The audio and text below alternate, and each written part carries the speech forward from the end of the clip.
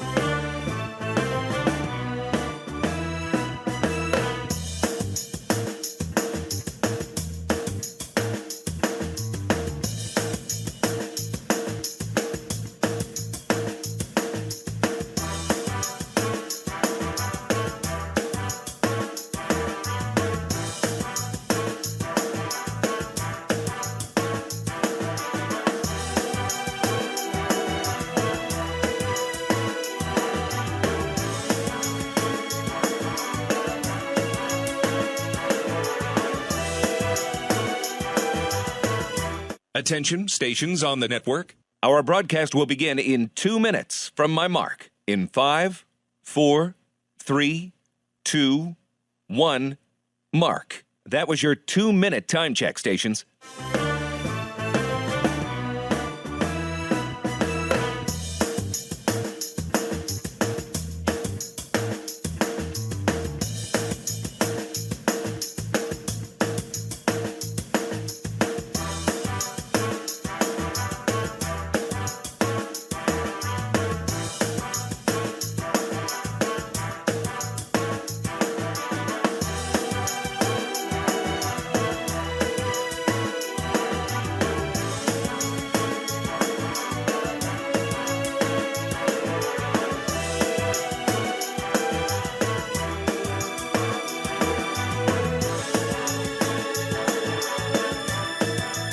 Attention, stations on the network. Our broadcast will begin in 1 minute from my mark. In 5, 4, 3, 2, 1, mark. That was your 1-minute time check, stations.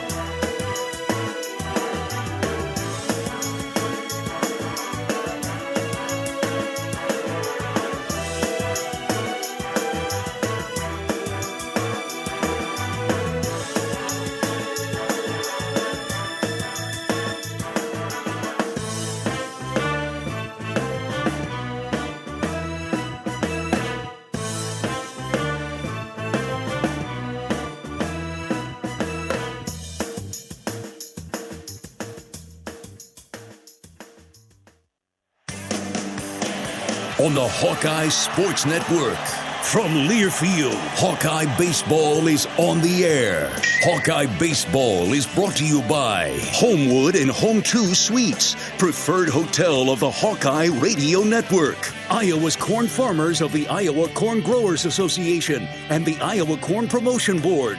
When corn grows Iowa, Iowans win. Oak Knoll, an active life care community by University of Iowa Healthcare. Changing medicine, changing lives. And by Wimmer's Meats, the official hot dog of the Hawkeyes. Now live, this is Iowa Hawkeye Baseball. From the campus of the University of South Alabama, it's time for Iowa Hawkeye Baseball.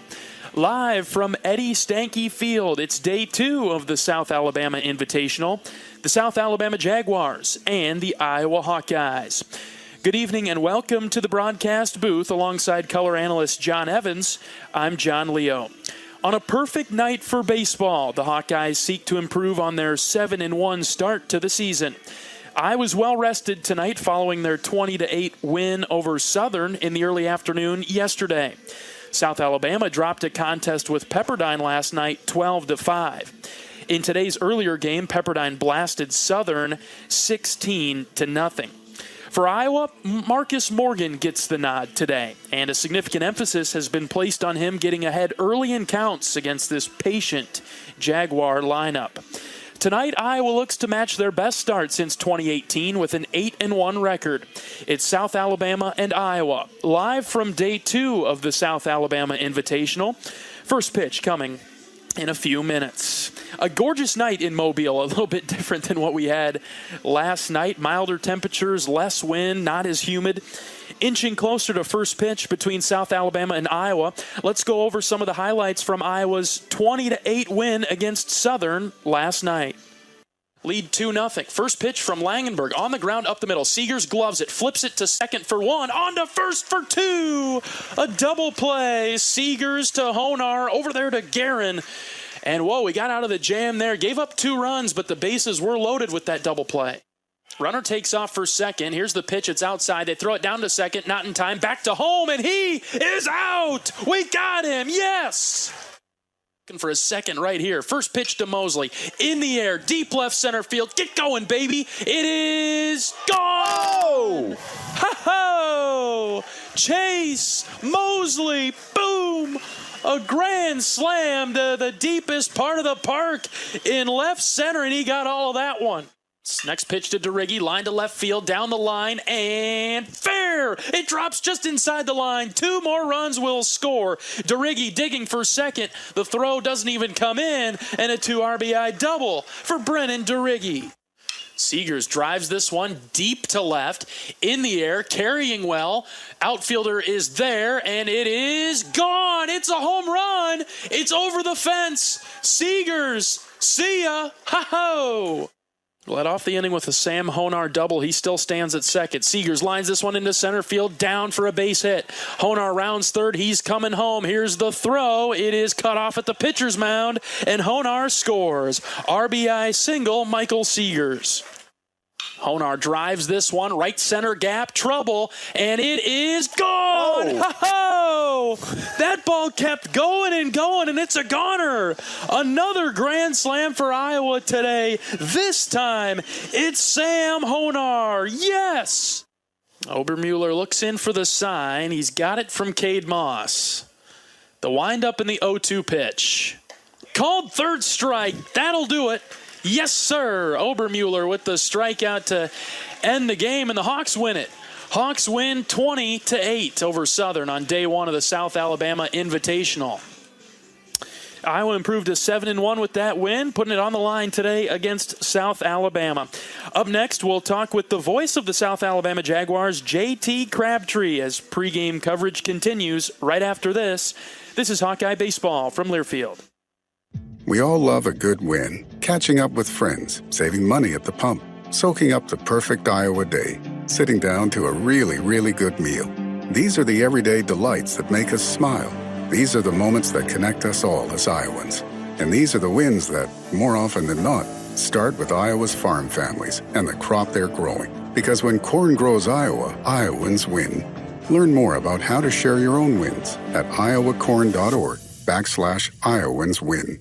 Woo! Got my nachos, got my big TV, and my favorite chair. It's game time. But the only thing that would make it a little better is if I could listen to my local broadcasters while watching the game. Hello. You must have wished for your game to be synced with TV and radio. I sure did. Do you have a DVR? You bet. Do you have a streaming device? Yeah. Blammo! Your game is now synced. It's that easy. Oh, boy. To see if you can get synced, head to syncmygame.com from Learfield. Syncmygame.com? Syncmygame.com. When you're in the eastern Iowa area, be sure to visit and connect with the official local business partners of the Iowa Hawkeyes. The Hotel at Kirkwood Center, Iowa's premier luxury hotel. The Jill Armstrong team with Skogman Realty, the area's premier realtor. And Options Exteriors, your preferred local roofing and exterior company. The Hotel Kirkwood, named the Corridor Business Journal's 2022 Best Banquet and Event Venue. And awarded the AAA 4 Diamond Award for lodging. To make reservations, visit thehotelatKirkwood.com or call 877-751-5111 for more information. At US Cellular, we think phones are great, but they're not always great for us. Because while they connect us to so much, they can also distract us from, well, us. The us that actually laughs out loud with each other instead of just texting it. That knows being in the same room doesn't always mean being together. So let's find us again by putting our phones down. Not forever, just for 5. 5 days, 5 hours, even 5 minutes. Join US Cellular in the Phones Down for 5 challenge. Find out more at uscellular.com/findus.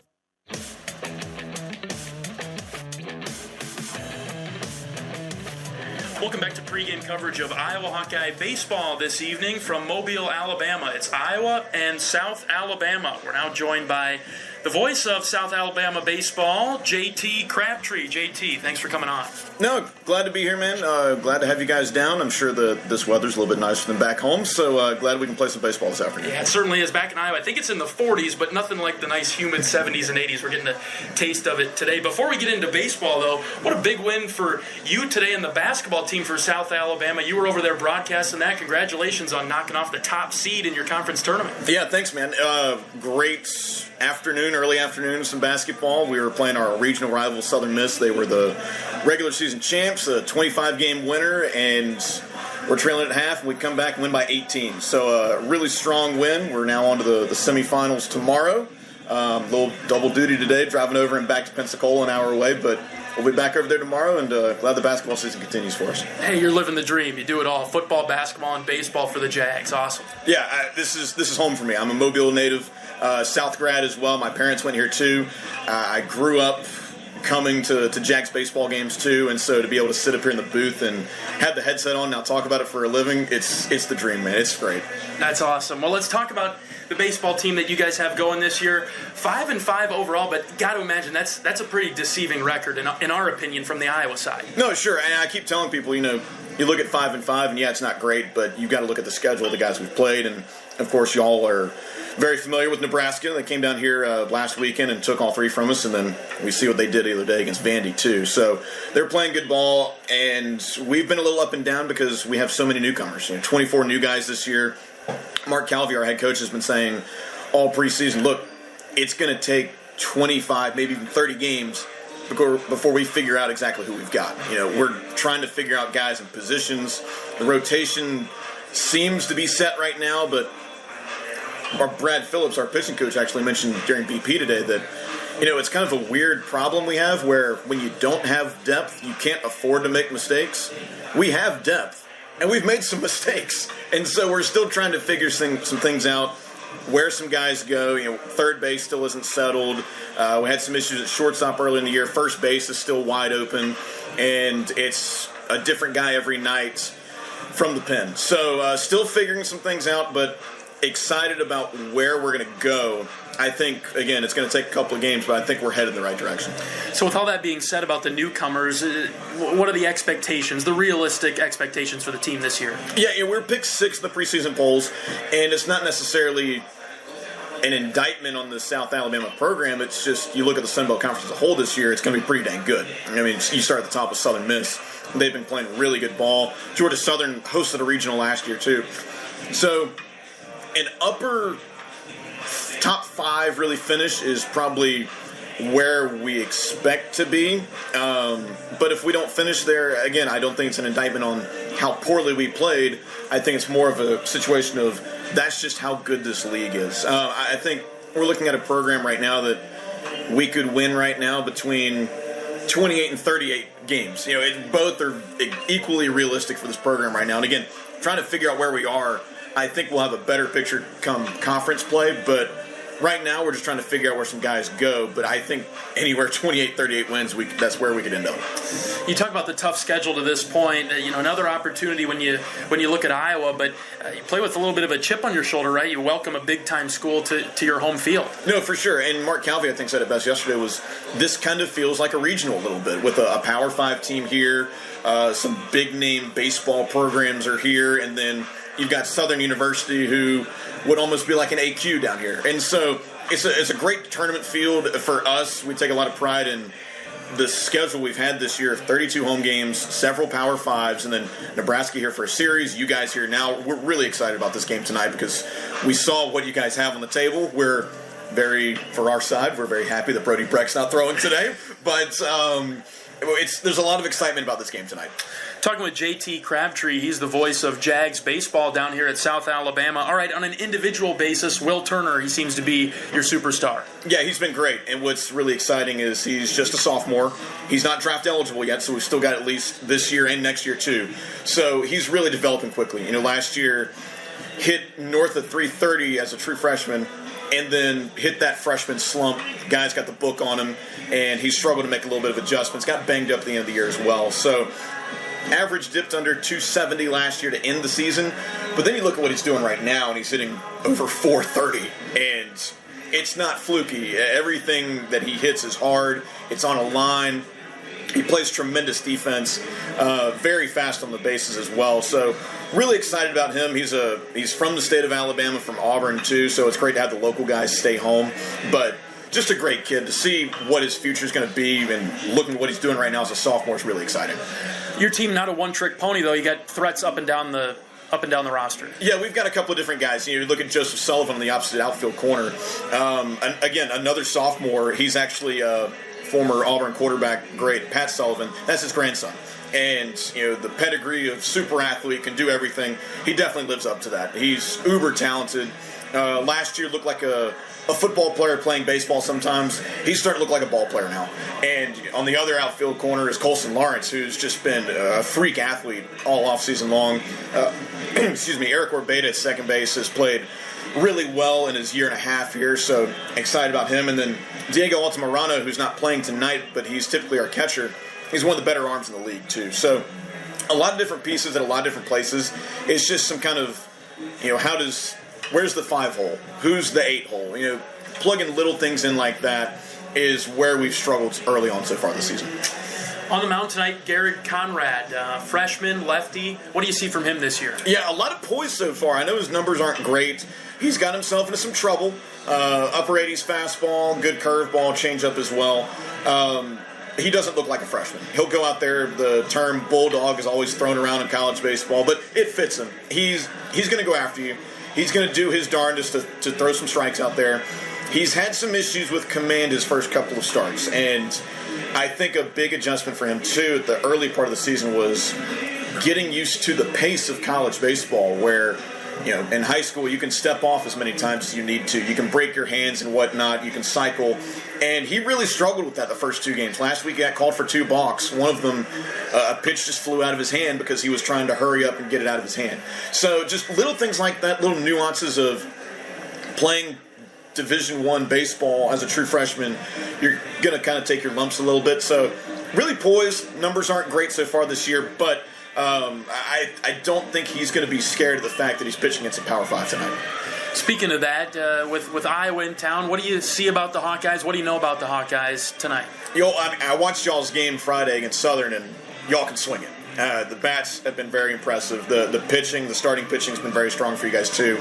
Obviously, Brody Breck stands out as well, but the righty we're facing tonight too is very strong. So really looking forward to seeing what we've got against you guys, and just in name and just the way you guys have played so far this season. And then, of course, knocking off number 1 LSU last week, I'm sure was a whole lot of fun. So for us hosting a team like that here and having an opportunity to play you, to maybe from our perspective, hopefully beat you guys, hopefully going out there and giving it our best brand of baseball tonight, I think that's really exciting for the guys down the dugout. I know they're really fired up to go play you guys. We're certainly looking forward to it as well with the tradition that this program has with South Alabama. How do you see this game panning out tonight? A pitcher's duel, offensive type of game? How do you see it, JT? Yeah, I think it's going to be back and forth at the plate. I think it's going to be a case of we need to find a way to keep up with you guys. You're going to get your hits. We need to make sure that they're not the timely hits. If you guys get a hit, it's nobody on. If you get a home run, nobody on there too. We've struggled with that, South Alabama has, of getting that timely hit. We've left a lot of guys on. We left 14 on yesterday against Pepperdine. So I think for us to have a very good chance in this game, we got to get those timely hits and limit them on you guys. All right, JT, thanks for the time. We'll be pulling for you the rest of the way. I appreciate it, man, and I always say this when I talk to other folks. Not good luck, but have a good call tonight. All right, appreciate it. There you have it, JT Crabtree. He is the voice of South Alabama baseball. We're back right after this to talk with head coach of the Hawkeyes, Rick Heller. You're listening to Hawkeye Baseball from Learfield. Woo! Got my nachos, got my big TV, and my favorite chair. It's game time. But the only thing that would make it a little better is if I could listen to my local broadcasters while watching the game. Hello. You must have wished for your game to be synced with TV and radio. I sure did. Do you have a DVR? You bet. Do you have a streaming device? Yeah. Blammo! Your game is now synced. It's that easy. Oh, boy. To see if you can get synced, head to syncmygame.com from Learfield. Syncmygame.com? Syncmygame.com. At US Cellular, we think phones are great, but they're not always great for us. Because while they connect us to so much, they can also distract us from, us. The us that actually laughs out loud with each other instead of just texting it. That knows being in the same room doesn't always mean being together. So let's find us again by putting our phones down. Not forever, just for 5. 5 days, 5 hours, even 5 minutes. Join US Cellular in the Phones Down for 5 challenge. Find out more at uscellular.com/findus. Knowing that I can make a difference in my patients' lives keeps me motivated every single day. Hi, I'm Dr. Kanya Ferguson at University of Iowa Healthcare. With academic medicine, we see the toughest cases, so we're always innovating. And we bring the best minds together to collaborate, so there's more brain power focused on you. Because that leads to exceptional care for our patients and our community. See how at uihc.org. Hey everyone, I'm Mark Wahlberg, and I have some exciting news to share. At Wahlburgers, we are all about bringing the family together to enjoy a great meal and have a great time. That's why right now, for a limited time, kids eat free every day at all Hy-Vee Wahlburger locations. Kids 12 and under can enjoy one free kids meal with any purchase of an adult burger, sandwich, or entree salad. Bring the family to Wahlburgers and the Wahlburgers and Hy-Vee stores, where right now, kids can eat free.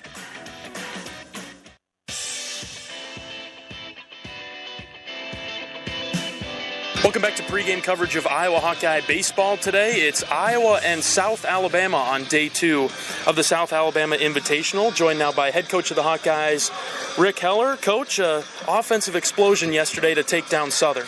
Yeah, 2 big innings. I think, 8 in the third and 8 in the 8th, and, a few in between. But that was good enough to do it yesterday. It was a day that we don't see often up in Iowa City, 80 degrees and 40 plus mile an hour winds blowing straight out, and it was a tough day to pitch both sides, and we survived it. Overall pleased with the effort. What was the message to the team? No, I was pleased with us, how we handled it, showed up to play. Third week in a row on the road.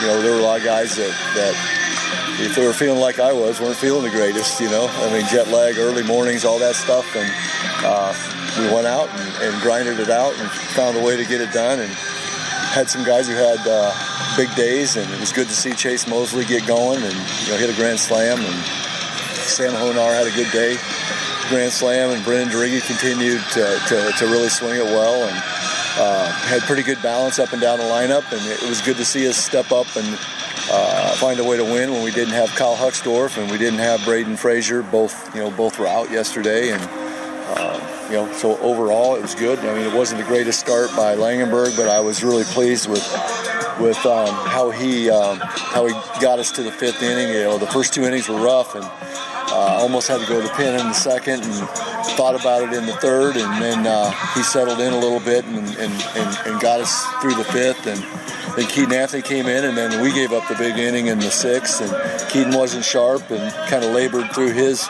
outing, and had to bring Will Christopherson in the 8th for an out, and then we answered for the 8 runs, and then backed Will off in hopes of being able to use him today if need be, and then got Cade Obermueller out for the 9th, get him out there for the first time on a weekend, and he responded well and pitched great. And so overall, yeah, it was a pretty good day. On a field here is pretty rough, some crazy hops. It's really hard on the dirt surface and really rough in the grass. And we hadn't been on a field like this in a while and handled it pretty well. A couple errors that did cost us runs and hurt our pitchers, but for the most part, we played pretty well. Touching on Ty for just a moment, how important was it that he was able to get through 5 and reserve that bullpen for the rest of the weekend? Well, it's always a good thing if you can, as long as many as you can on Friday, because it gives you the most flexibility the rest of the week. But this team has some depth on the mound, so it wouldn't have been dire if we did have to go. But it was definitely great to be able to have Simpson for today. I mean, we were going to go to Simpson in the 2nd and the 3rd had we decided to go to the pen, and then once we jumped out to that big lead in the 8th, we decided to get Keaton out there and save Jared for tonight or tomorrow. Talking with Coach Heller on our pregame show ahead of tonight's matchup with South Alabama. Let's talk about the Jaguars a little bit. If you look at their record, maybe not overly impressed, but a solid team over there. Oh, definitely a solid team, and a team with high hopes when the season started, and a lot of people thought they were going to have a good year, and they very well may. Started off good, 4-0, and then ran into a Nebraska team that got hot, and it's still hot. Beat Vanderbilt yesterday, beat them 3 times down here last weekend, and then it looked like South Alabama bounced back, which they did, and beat Tulane in the midweek, and then Pepperdine put it on them pretty good yesterday. So, as far as I'm concerned, every day is a new day, and where you catch people is kind of the important thing. Like I told the guys this morning, I'm more worried about where we're at, and we had some rest, and I think everybody's feeling a little better. I'd like to see us come out with a little more energy tonight and eliminate some free bases and clean up the things we can control and see what happens from there. That would be a good start. But we're going to face a tough left-hander, and he's a guy that tries to get you to chase. He's a little unorthodox, kind of a funky arm action with only 5'9", but can run it up there 92 probably early, and then maybe back off from there a little. But really good breaking ball that he tries to get you to chase out of the zone. And it's going to be a day where we need to be more disciplined than we were yesterday at the plate. We chased out of the zone way too much against Southern yesterday, and if we would do that today against the lefty we're facing, it would be bad for us offensively. So we talked a lot about it. We're gonna do some work in BP and in the cages before the game, and hopefully we can get some stuff cleaned up. Hoping for a little bit of a better environment today. It's we're playing the host team, so maybe get a little bit better crowd, and your team can feed off that. Well, you hope so. I don't know how much that really factors into it when you're on the road, but I mean, who knows? I mean, I don't know what kind of crowds they draw down here. There were a few Hawkeye fans here yesterday. Not as many as the last 2 weeks, because I think everybody had to save up and go to go to those trips. But we do have a decent bunch of Hawks here, and I just hope the guys come out and play well. Coach, we'll go with Marcus Morgan today on the mound. Yeah, let's hope it's another positive step in the right direction.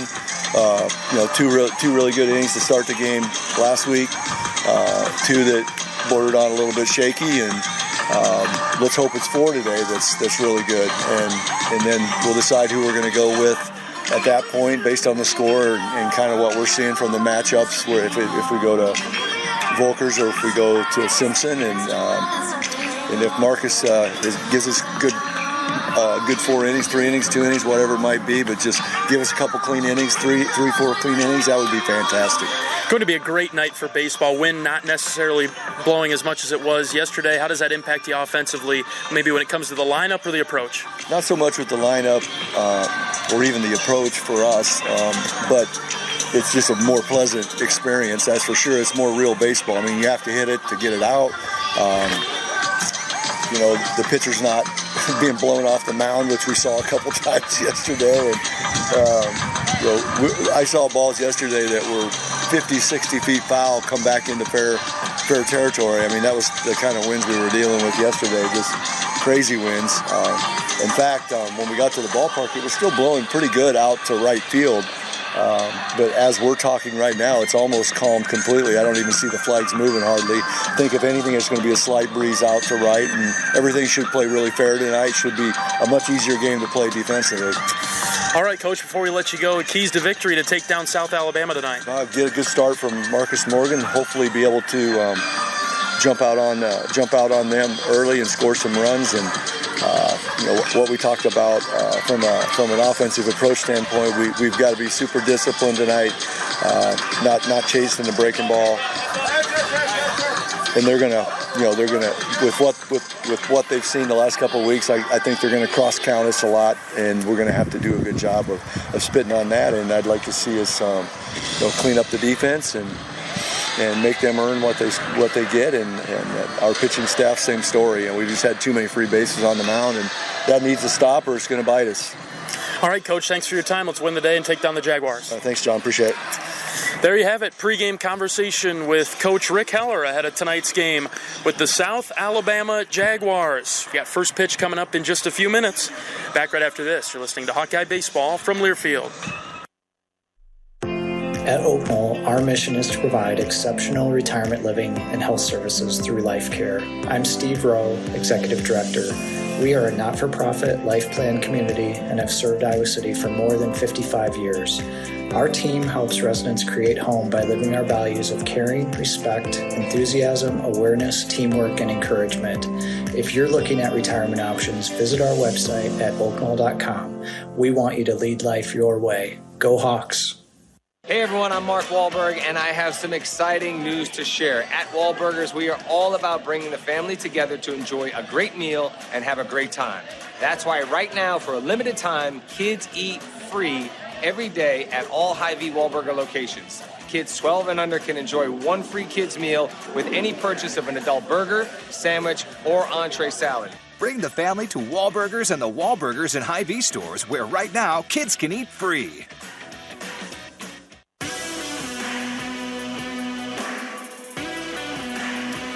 John Evans, John Leo at Stanky Field as we get set for first pitch between Iowa and South Alabama, the Hawkeyes and the Jaguars this evening.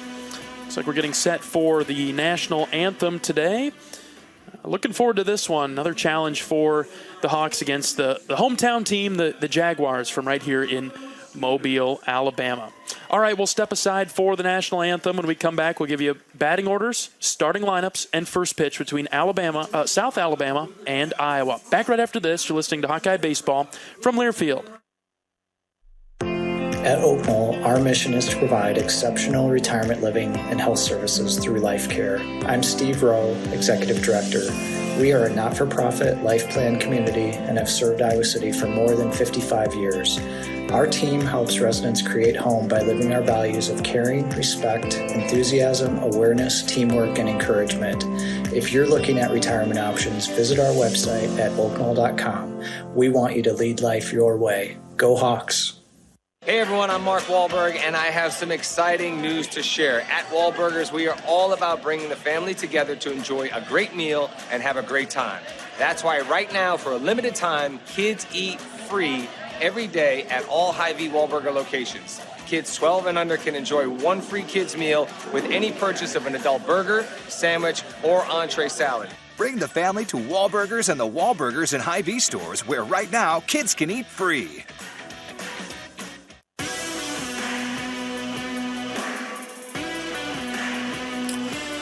All right, we'll get you starting lineups and the batting order coming up right after our final break of pregame. It's Iowa and South Alabama coming up right after this. You're listening to Hawkeye Baseball from Learfield.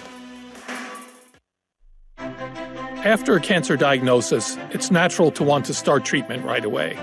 But first, get a second opinion from a team that specializes in your cancer. I'm Dr. George Weiner, Director of University of Iowa Holden Comprehensive Cancer Center. Before you start treatment, you deserve to be confident you have the right diagnosis and know every option available to you. So whether it's with us or somewhere else, get a second opinion. It can change your care and your life.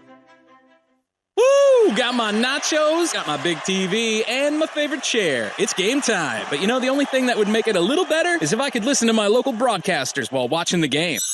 Hello. You must have wished for your game to be synced with TV and radio. I sure did. Do you have a DVR? You bet. Do you have a streaming device? Yeah. Blammo! Your game is now synced. It's that easy. Oh, boy. To see if you can get synced, head to syncmygame.com from Learfield. Syncmygame.com? Syncmygame.com.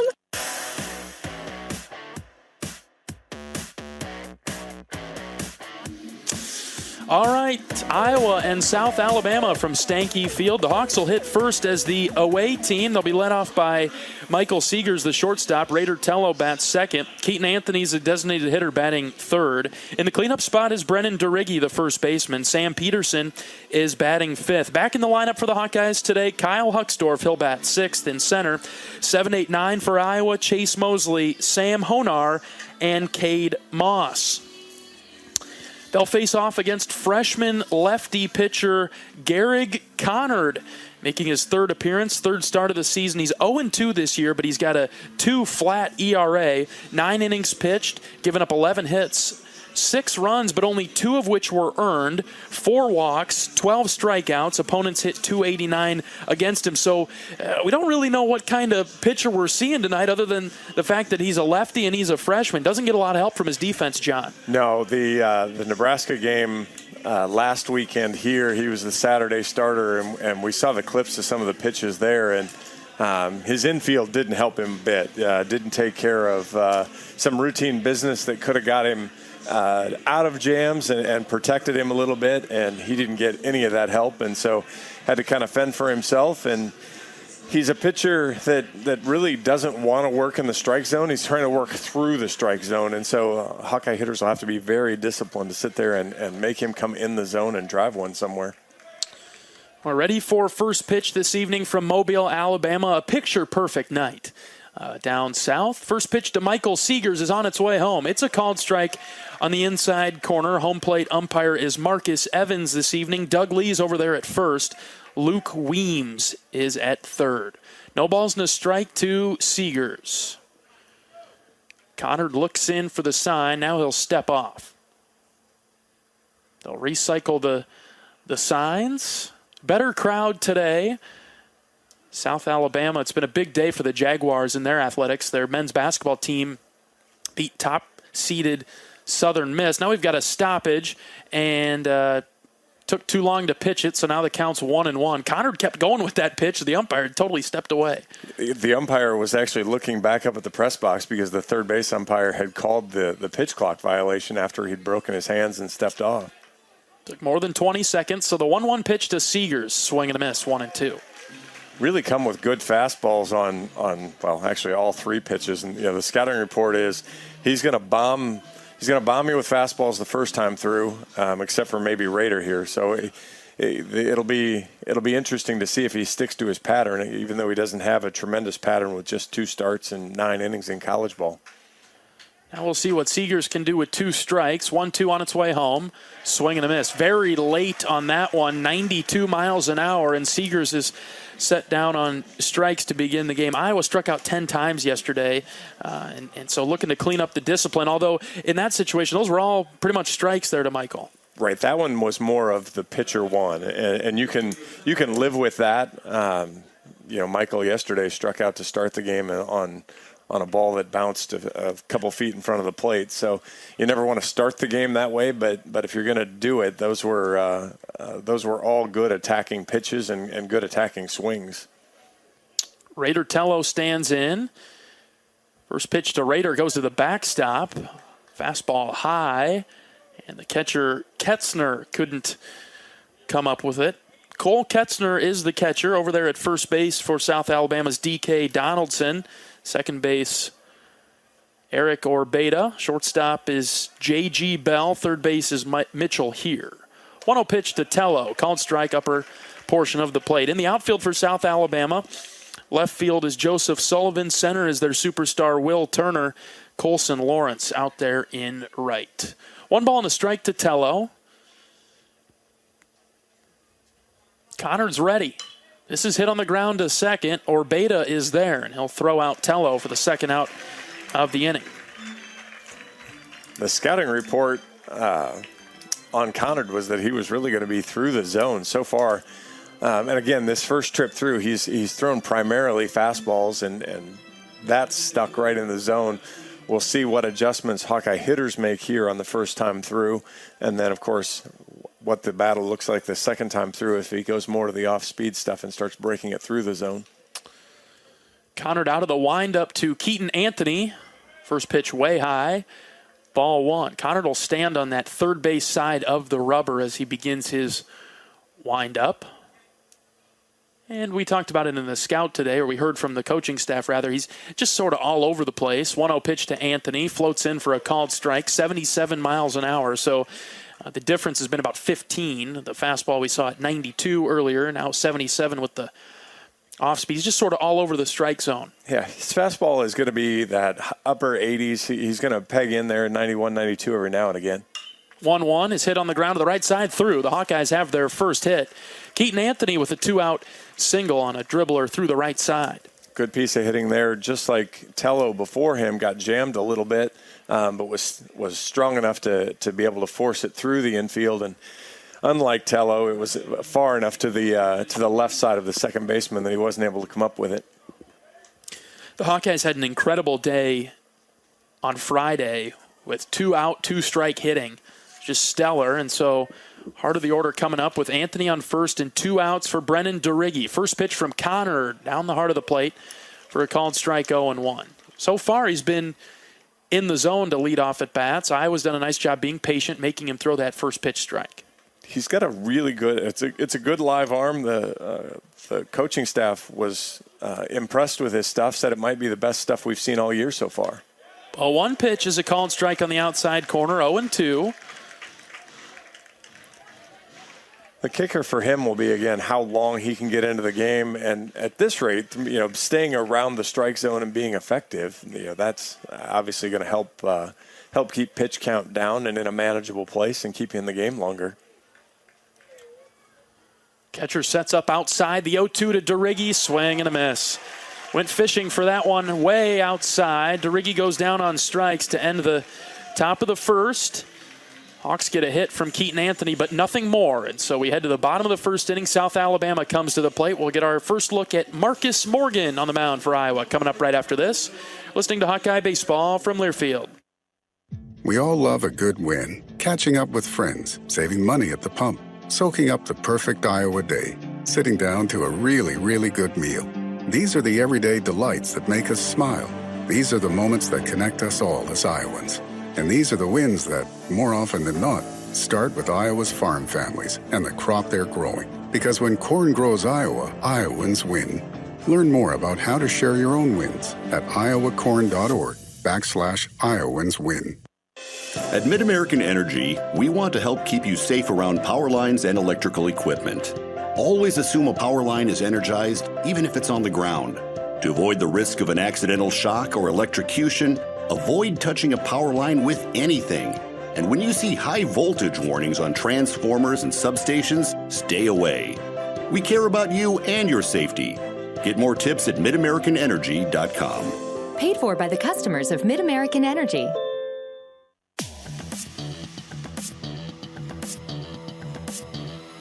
Iowa goes down quietly in the top of the first inning. South Alabama coming to the plate here in the bottom of the first. Big day for Iowa athletics as well. Let's start with the Iowa women's basketball team headed to the championship tomorrow, John. What a finish. They kept trying to put Maryland away. Maryland kept coming back, wouldn't go away. Back and forth. Gabby Marshall, just a giant game. 7 for 13 from the 3-point line, 21 points. Kate Martin was flirting with a triple-double, 10 points, 9 rebounds, and 7 assists. And, you might as well talk about the 2 All-Americans, 22 from Caitlin Clark and 15 from Monica Sonano. Hawks win. And actually, after a wild comeback from Ohio State, the Hawks won't have to face number one seed Indiana, as they gave up a 24-point lead to Ohio State, and the Hawks will try to go back-to-back tomorrow. Yeah, looking forward to that. Iowa beats Maryland 89-84 at the Big Ten tournament, the wrestling tournament up in Ann Arbor, Michigan. The Hawks are doing pretty well through the semifinal round. They're still wrestling the consolations, but through the semifinal round, the Hawks are in first place, up by 5.5 points or so. That was the last glance I had, was Iowa had taken the lead there. Saw that Spencer Lee was up 6-1 heading into the second period as he tries to advance to the finals and keep his winning streak alive. All right, we're ready for Marcus Morgan's first pitch home. It's called a strike to Eric Orbeta, the second baseman for South Alabama. Due up in the first for the Jaguars, Colson Lawrence out and right, and Will Turner. Give you the rest of the batting order in just a moment. The 0-1 pitch from Morgan, just outside, 1-1. Joseph Sullivan bats fourth for the Jags. J.G. Bell batting fifth. Robbie Petracci is the designated hitter, batting sixth. 7, 8, 9, Cole Ketzner, D.K. Donaldson, and Mitchell here. Morgan pounds the outside corner with a breaking ball. It's 1-2. Defensively for the Hawks, Brennan Duriggi at first, Sam Honar at second, Michael Seegers at short, Raider Tello at third. 1-2 pitch from Morgan, just outside, ball 2. Out in the outfield for the Hawks, Sam Peterson in left, Kyle Hucksdorf in center, Chase Mosley in right. Doing the catching for Iowa is Cade Moss. 2 balls, 2 strikes. Pitch from Morgan on its way home. Just high and outside, ball 3. Marcus did exactly what the scouting report was. Got strike 1, was even ahead then 1-2. 2-2 pitch was pretty darn good, but you don't want to nibble too much here. 3-2, called third strike on the outside corner. Orbeta was not too surprised by that. He just took it, and he'll head back to the dugout. I think he was hoping to throw the bat back, so he was kind of going to let the umpire, he was going to soft sell it to the umpire, but I think in his heart he knew he was about to get punched out. Marcus Morgan making his third start. He's got a 4.91 ERA. First pitch pops the mid at 95, right down the middle, called strike. If Marcus throws strike 1 on a regular basis, he's going to be one of the best pitchers in the Big Ten. Yeah, and he's just flying it by Colson Lawrence right now, 94 miles an hour as Lawrence went after it and was tardy. 0-2. Here's the pitch from Morgan. Check swing. They'll send it down. He didn't go. Looked good anyway, John, but just high. I thought it was strike 3 regardless of the swing, but again, a really good pitch. Yeah. A high up in the zone, belt high, another strong fastball.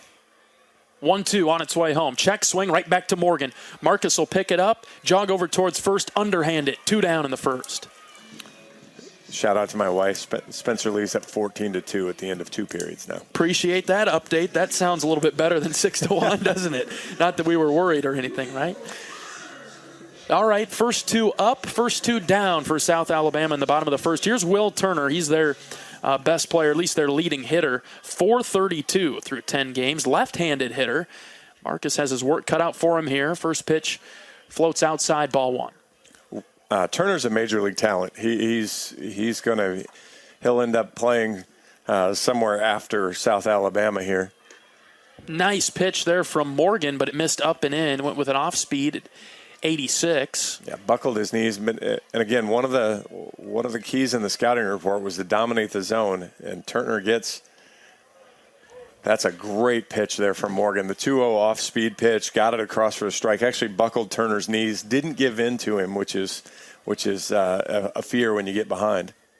2-1. Morgan's done a great job to work back into the count now. Outside corner, it's been all off-speed, or however we want to call it. It's in the mid-80s, but 2 balls and 2 strikes. Morgan to Turner.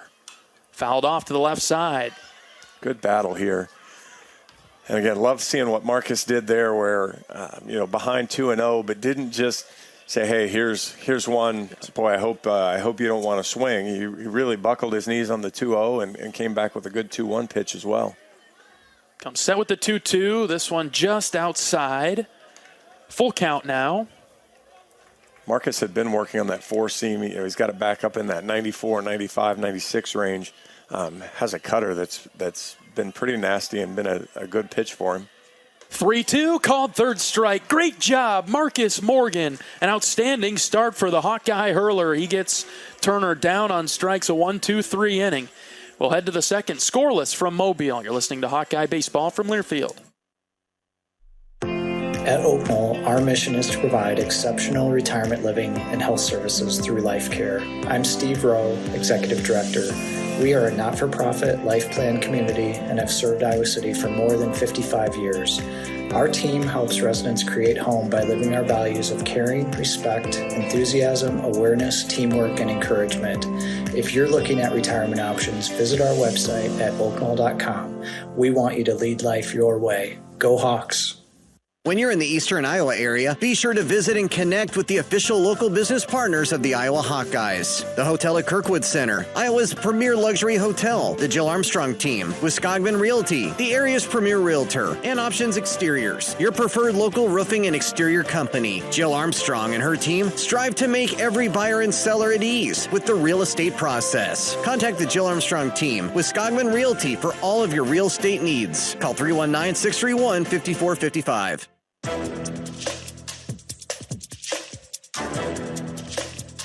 This copyrighted broadcast is an exclusive presentation of Learfield under the broadcasting rights granted by the University of Iowa. Reuse of this presentation is prohibited without the expressed written consent of the university and Learfield. Announcers are provided by Learfield and approved by the university. Well, the first inning went by a bit quicker than what we had yesterday. Scoreless through one in Mobile tonight. That was not the case yesterday. Good job by both pitchers to begin tonight's game. We'll see the outfielding trio of the Hawkeyes due up in this top of the second inning. Sam Peterson will lead off. He takes the first pitch right down the middle, called strike, as Connard pumps it in at 89. Again, Connard has basically just completely violated his scouting report so far, just been pounding the strike zone. And there gets a foul tip from Peterson. That's more like it out of the scouting report. Low and in the zone, maybe a changeup that just rolls off the table there. That's the beauty for him again. If he can throw strike one, we talked about that with Marcus, but if he can throw strike one, then he can work ahead and send hitters on a fishing expedition. 0-2, called third strike. That one fooled Peterson. It was a fastball in the 90s, upper and outer corner of the plate, right on the edge there. Look, Petey seems more puzzled, I guess, than I would be. It looked like a strike from where we're sitting, and maybe just didn't expect the pace and got punched out. One of the keys for Iowa is not to chase out of the zone, and like you mentioned at the first at bat to Seegers, this is so far just Connor doing a really good job. Here's Huckstorf on the ground and through into center field. Huckstorf in his return to the Hawkeye lineup is on with a one-out single. Welcome back, Huck. Here we go. Just took it. Again, what he did there was he expected the first pitch fastball. So, taking that different approach of looking at how the hitters in front of him had been attacked and deciding, okay, I'm going to go looking for a fastball. If I swing over the top of a breaking ball, well, good job, you got me. But I'm going to go looking for it, lined it right back up the middle. Yeah, and if Connard's going to be in the zone here early, you think about what hitting coach Marty Sutherland, what adjustment he makes right away. Like, hey, he's there, guys. Let's start hacking at the first pitch. Here's right fielder Chase Mosley. They'll send it over to Kyle Huckstorf, see if he's taken off. He's back in without a dive over there at first. Left-handed pitcher, so you got to watch the move. Huck's got a pretty decent lead. Mosley, a right-handed hitter, had that grand slam yesterday. First pitch to Chase. Up and away, ball one. Hucks felt like they had a pretty good read on his move, but against left-handers, I was talking to Ben Wilmus about what he was doing yesterday on the left-hander that he faced, and a lot of times they'll take a big one-way lead, but they think they know what he's doing here. Pause in the 1-0. Chase gets the hands going, but doesn't follow through. It's a called strike, up and in. 1 ball, 1 strike, 1 out, top of the second. I don't know that Huck's probably, a lot of times we might think Huck's a running candidate, but maybe not now. Maybe you hit and run, but you might just let this play out. 1-1 is low and outside, ball 2. Another thing I noticed defensively for South Alabama, their outfielders are playing quite deep, even though there's absolutely no wind today. A total opposite of yesterday. The wind was blowing out. You made a great observation with Southern and their outfielders. They were playing shallow. They weren't playing straight. They were playing shallow because anything over their head might have even carried out. Today, a different story. No wind, but South Alabama's outfielders playing deep. And Mosley, a chance to go deep. 2-1 is a called strike. Up and in. Chase is a little bit shorter, but that was at the upper half of the zone, no question. 2-2. Busted him right on the inside half there. And, we talked about it yesterday. I think it was the first home run, the Mosley home run. We had the 101 exit velocity. We had 108, so on Honar's that he hit off the ground. And Seegers was the one that might have been a little more wind-aided with 96. 2-2, swing and a miss. Mosley goes down on strikes. He's the second out of the inning. The Hawkeyes are donning brand new uniforms today, gray uniforms for the Hawks. Iowa spelled out in black across the chest in their block lettering. Gold outline, gray baseball pants with a black and gold stripe down the side. Look a little bit like the Pittsburgh Pirates, which is a good look in my opinion, being a Pirates fan. You weren't so sure about that earlier, were you, John? No, I'll go with Steeler look maybe, yeah. But you're going to go Pirates. We're not there together on that one. Well, Iowa traditionally has a little bit more success even at the college level than my Pirates do. Here's Sam Honar. He stands in with 2 outs. Runner on first is Huckstorf.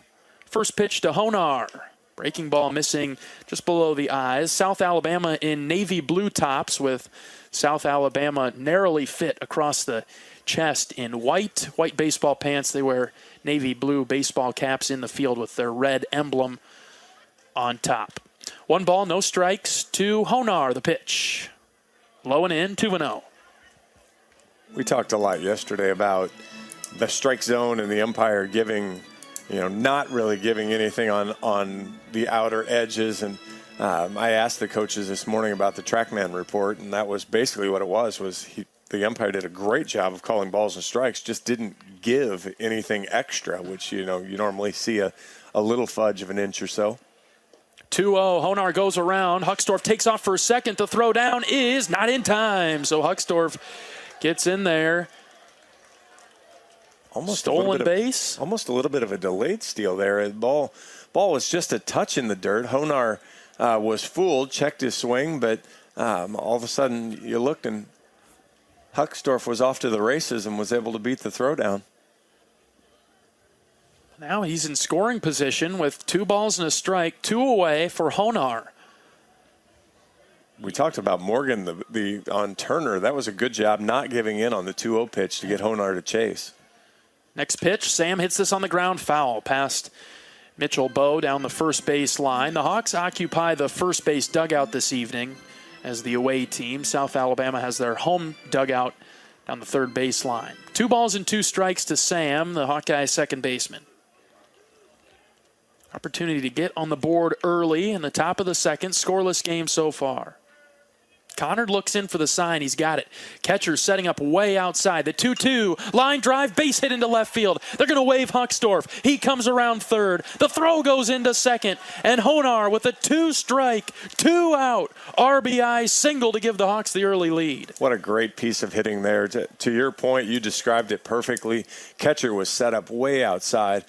Lefty trying to sweep it across. The lefty hitter, Honar, just hung in there, didn't try to do too much, didn't roll over it, just poked it out into left field and drove in a run. Iowa with 3 hits. They've got 1 run on the board. Here comes Cade Moss to keep the inning alive. Honar stands at first. Give Marcus a little bit of run support early. First pitch to Moss. Missing at the letters, ball 1. Yeah, I just noticed right there, too. I know we're kind of talking about where the catcher's positioned. He was positioned to this last pitch to Moss outside, and Connor missed middle high. So missing his spot, too. That's what we talked about, sort of spraying it all over the place. 1-0 pitch to Moss. That one's low and in around the ankles, 2-0. Also makes it very hard to get any breaks from the umpire when you're missing your spots because the catcher's going to set up. It could be across the plate, but if the catcher has to reach all the way across his body to make the catch, well, then he can't frame it. It looks awkward, and you kind of fool the umpire a little bit. Yeah, don't do yourself any favors there. 2-0 to Moss. In the dirt. Ball 3. Downward angle slipped away from the catcher for just a moment, but not enough for Honar to take his chances heading to second, so he remains there at first. But that's all right. 3 balls, no strikes. That's one of those you almost want Honar to think about how he got attacked. He was at the plate 2-0. Pitcher came with a curveball, dumped it in the dirt. Huckstorf was able to take second, so it's 2-0. How's he going to attack this hitter? And then maybe just be able to read it and get that extra jump, but couldn't quite get there on that one. Seegers is on deck for the 3-0 pitch that's in there for a strike, 3-1. Yeah, good. Cade was never going to swing at that one. Honar had the one-way lead, and so now probably not going to see any action here on the 3-1 pitch, but Coach Heller might try to do some sort of hit and run here with the 3-1 count in Cade's favor. Big gap in left center. This pitch is another called strike. Inside corner, a little bit up as well, but certainly a strike. It's 3-2. Catcher did a good job framing that one too, John. Because to your point again, he missed the spot, and catcher had to kind of pull it back in, and that's, some pitchers you worry about painting the edges. It feels like Connor's more, I'm going to try to hit the middle, and wherever it goes, it goes. Honar takes off for second. The 3-2 is a called third strike on the inside corner. And Moss will go down on strikes. Coach Heller is having a discussion with the umpire over there towards first. He was looking for a balk. Connor has balked twice this season. And Coach Heller making the motion that he never came set there. But either way, Moss is down on strikes to end the inning. The Hawks get one on the Sam Honar RBI single. Back for the bottom of the second. Right after this, you're listening to Hawkeye Baseball from Learfield. At Oak Knoll, our mission is to provide exceptional retirement living and health services through life care. I'm Steve Rowe, Executive Director. We are a not-for-profit life plan community and have served Iowa City for more than 55 years. Our team helps residents create home by living our values of caring, respect, enthusiasm, awareness, teamwork, and encouragement. If you're looking at retirement options, visit our website at oakknoll.com. We want you to lead life your way. Go Hawks! Knowing that I can make a difference in my patients' lives keeps me motivated every single day. Hi, I'm Dr. Kanya Ferguson at University of Iowa Healthcare. With academic medicine, we see the toughest cases, so we're always innovating. And we bring the best minds together to collaborate, so there's more brain power focused on you. Because that leads to exceptional care for our patients and our community. See how at uihc.org.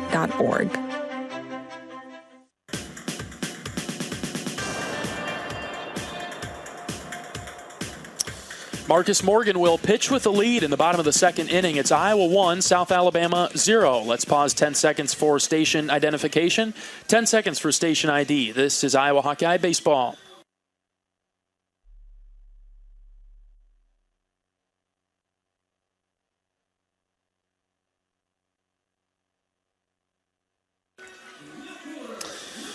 All right, Iowa leads 1-0 from Mobile, Alabama.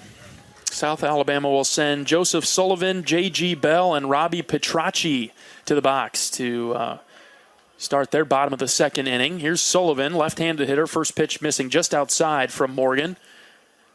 1-0. Next one on its way home. Fouled back to the net, 1-1. Now, the hitter here, Sullivan, is very aggressive. So, I'm actually kind of a little surprised he took that first pitch from Marcus that was right on the edge of the plate. 1-1, called strike there. 1-2, outside corner. Marcus against lefties, we've noticed early, it's been that outside corner. 1-2 pitch on its way from Morgan. Swing and a miss. He got him. One down. Good battle there from Marcus, and again, just love to see him around the strike zone. This is, this is a a little bit. They've got some patient hitters, but a team that really wants to swing the bat. And if Marcus can kind of move it around the zone a little bit like he's capable of, they're going to have a hard time making good, solid contact on him. There's J.G. Bell, the shortstop. This is on the ground to third. Tello scoops it up, throws it on the run. Yes, got him at first. Another 2 up, 2 down in this inning on the first pitch swinging from J.G. Bell. I didn't even get a chance to tell you. The scouting report says super aggressive. Well, that would take care of itself there because he went after that first pitch. And another thing to note, going back to your last point on the leadoff hitter in this inning, South Alabama struck out 72 times this year in 10 games, so just around 7 per game. First pitch is skipped low to Robbie Petracci, the designated hitter. And so Petracci's going to be a little bit different. For him, they really want to attack him with spin. He likes to try to hit fastballs, but they think they can get him out with spin. 1-0 pitch is on the corner. Strike one. 1-1. A lot of lefties in this lineup for South Alabama today to go against the right-hander Morgan. Out of the windup, Marcus is ready. Here it comes. This one is lined hard, foul to the right side and out of play. That was the best contact of the night. Thank goodness it was foul. Well, I was just thinking Petracci's only hitting .077 on the season, so spin it in there, throw strikes, go get him, and then he barreled one up. Now it wasn't even close to fair, but Morgan with a nice setup pitch there, outside, 2-2. Nobody on in the bottom of the second. Iowa leading South Alabama 1-0. Yeah, so that fastball now to the outside, maybe he can come back with spin, break it in towards his back foot. Let's see what it is. Fouled in the box. It'll stay 2-2. Marcus actually doubled him up there, went right back to the fastball again. Just changed the location. So he came back in, just kept it with the same speed. We'll see if he triples up or if he tries something a little bit different again. Morgan is ready. The 2-2, here it comes. Fouled again to the screen this time. Good battle here between Petracci and Morgan. Yeah, Marcus probably missed just a little up there. Threw the breaking ball he wanted, but probably missed on the height. 2-2, just outside. Counts now full. So far, Marcus has looked confident out there. Looked totally locked in. And when he misses, it's been close. Full count pitch on its way to Petracci. Here it comes. Outside, ball 4. Had to jinx him with the miss close, didn't you? That one wasn't particularly close, and so South Alabama has their first base runner of the evening. It comes via a walk with 2 outs. Bottom of the second inning, Iowa on top 1-0. Petracci does have a stolen base on the year, but boy, he had 8 strikeouts in 13 plate appearances, so would have really liked to have seen Marcus finish that one off. Now the catcher, Cole Ketzner. Bit of a better batting average at .318, getting to the bottom portion of the Jaguar order. Morgan out of the stretch. First pitch in the air, deep to right. Mosley going back towards the track, reaches up, and he's got it. Long on the run for Chase Mosley, but he'll put down the South Alabama Jaguars to end the bottom of the second inning. Good job by Morgan to get out of that walk situation there. We'll head to the third. Iowa 1, South Alabama 0. Back right after this. You're listening to Hawkeye Baseball from Learfield. After a cancer diagnosis, it's natural to want to start treatment right away. But first, get a second opinion from a team that specializes in your cancer. I'm Dr. George Weiner, Director of University of Iowa Holden Comprehensive Cancer Center. Before you start treatment, you deserve to be confident you have the right diagnosis and know every option available to you. So whether it's with us or somewhere else, get a second opinion. It can change your care and your life. You probably know that a natural gas leak smells like rotten eggs. But what does a gas leak look or sound like? If you hear a whooshing or hissing sound, see dirt, dust, or water spraying from an area, or you get dizzy or queasy, leave the area immediately, then call 1-800-595-5325 once you're safely away. See MidAmericanEnergy.com for more safety tips. Paid for by the customers of Mid-American Energy.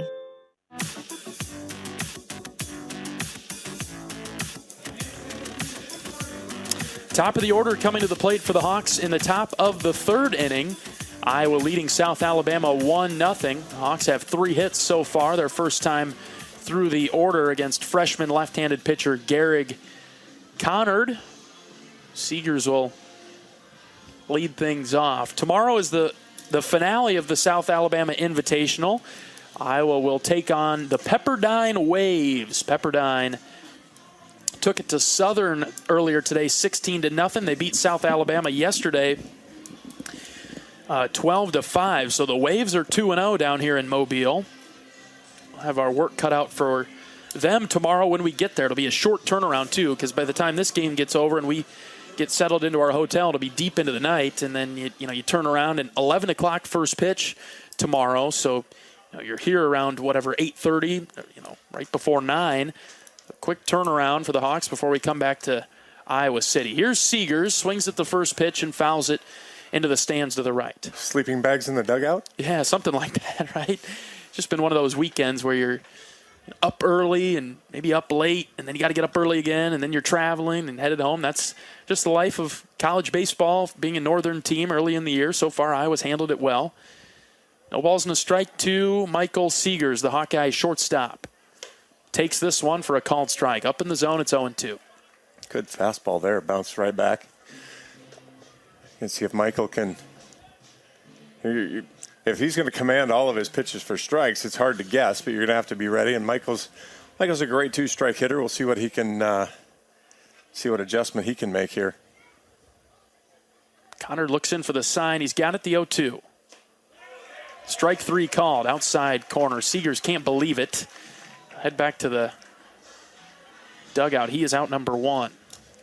It certainly feels like a pitcher's strike zone right now. I don't, we're off at a little bit of an angle and we're up, so it's hard to tell up and down and hard to tell the width of the plate. But it just we were talking last night was very much on the plate.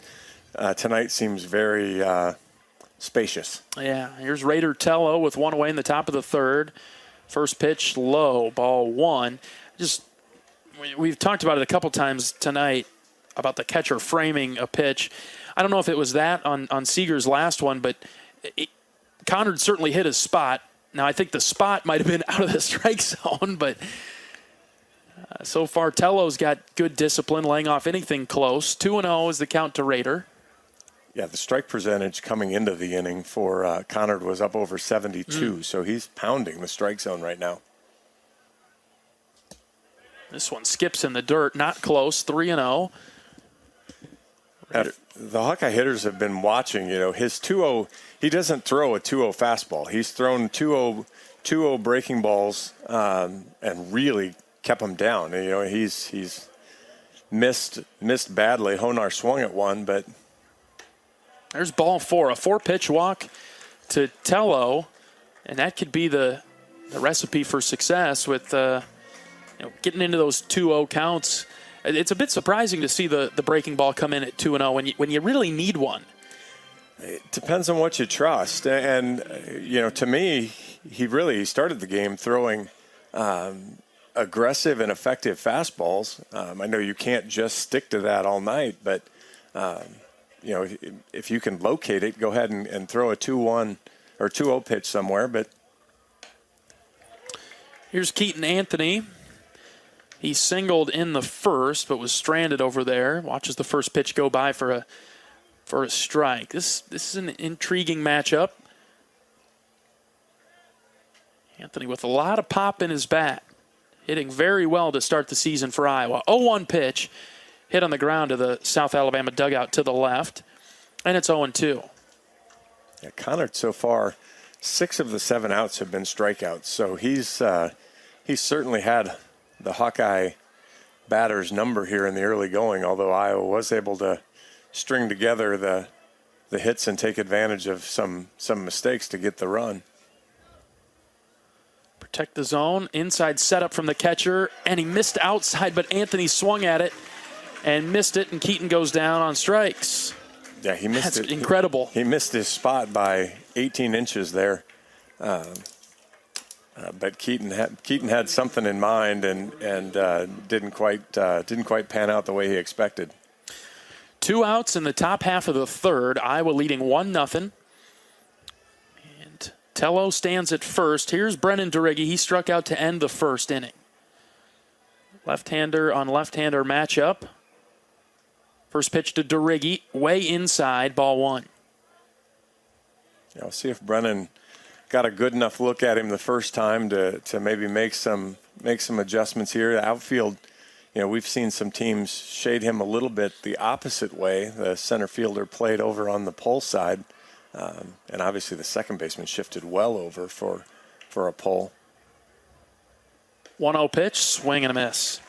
Breaking ball at 77 miles an hour, 1-1. Yeah, went back, attacked him with the off speed. Brennan was just a little bit out in front of it.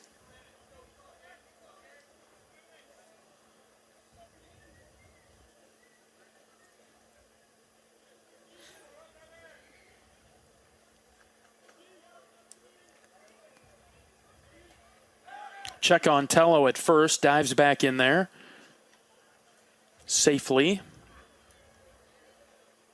That looked like a slow motion fall, almost as much of a dive.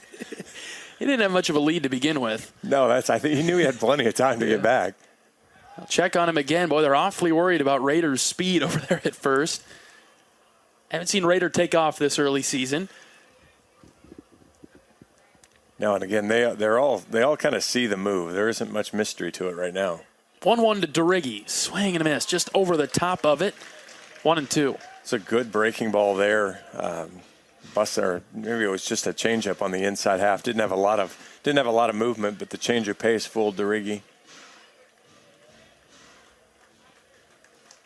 So Conard's got Brennan in a bit of trouble.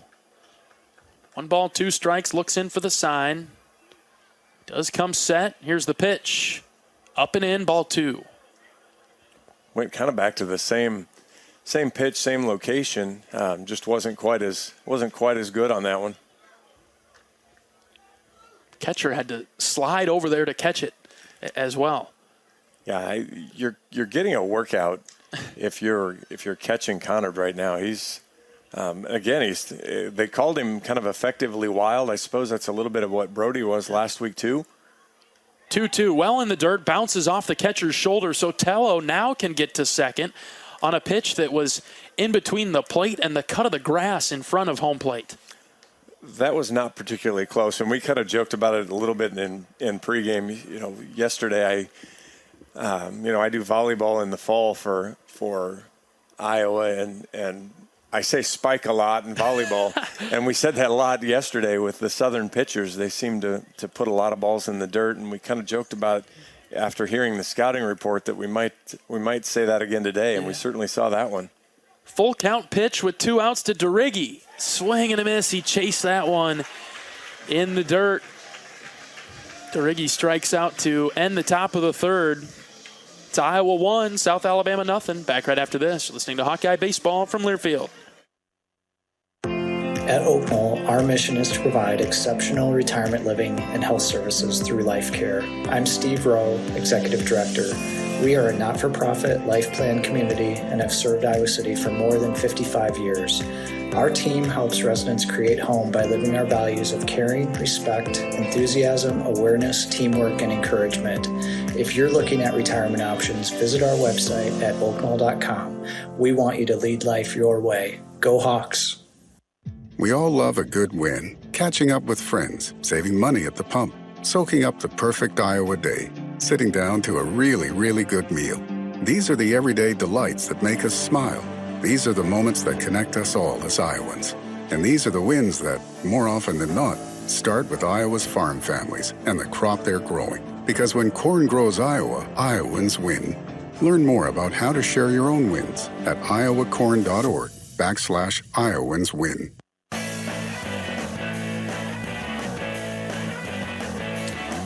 John Evans, John Leo at Stanky Field in Mobile, Alabama. Day 2 of the South Alabama Invitational. Bottom of the third inning, Iowa leading the host South Alabama Jaguars 1-0. Love to hear where you're listening from on this fine evening down south in the Gulf. in Alabama.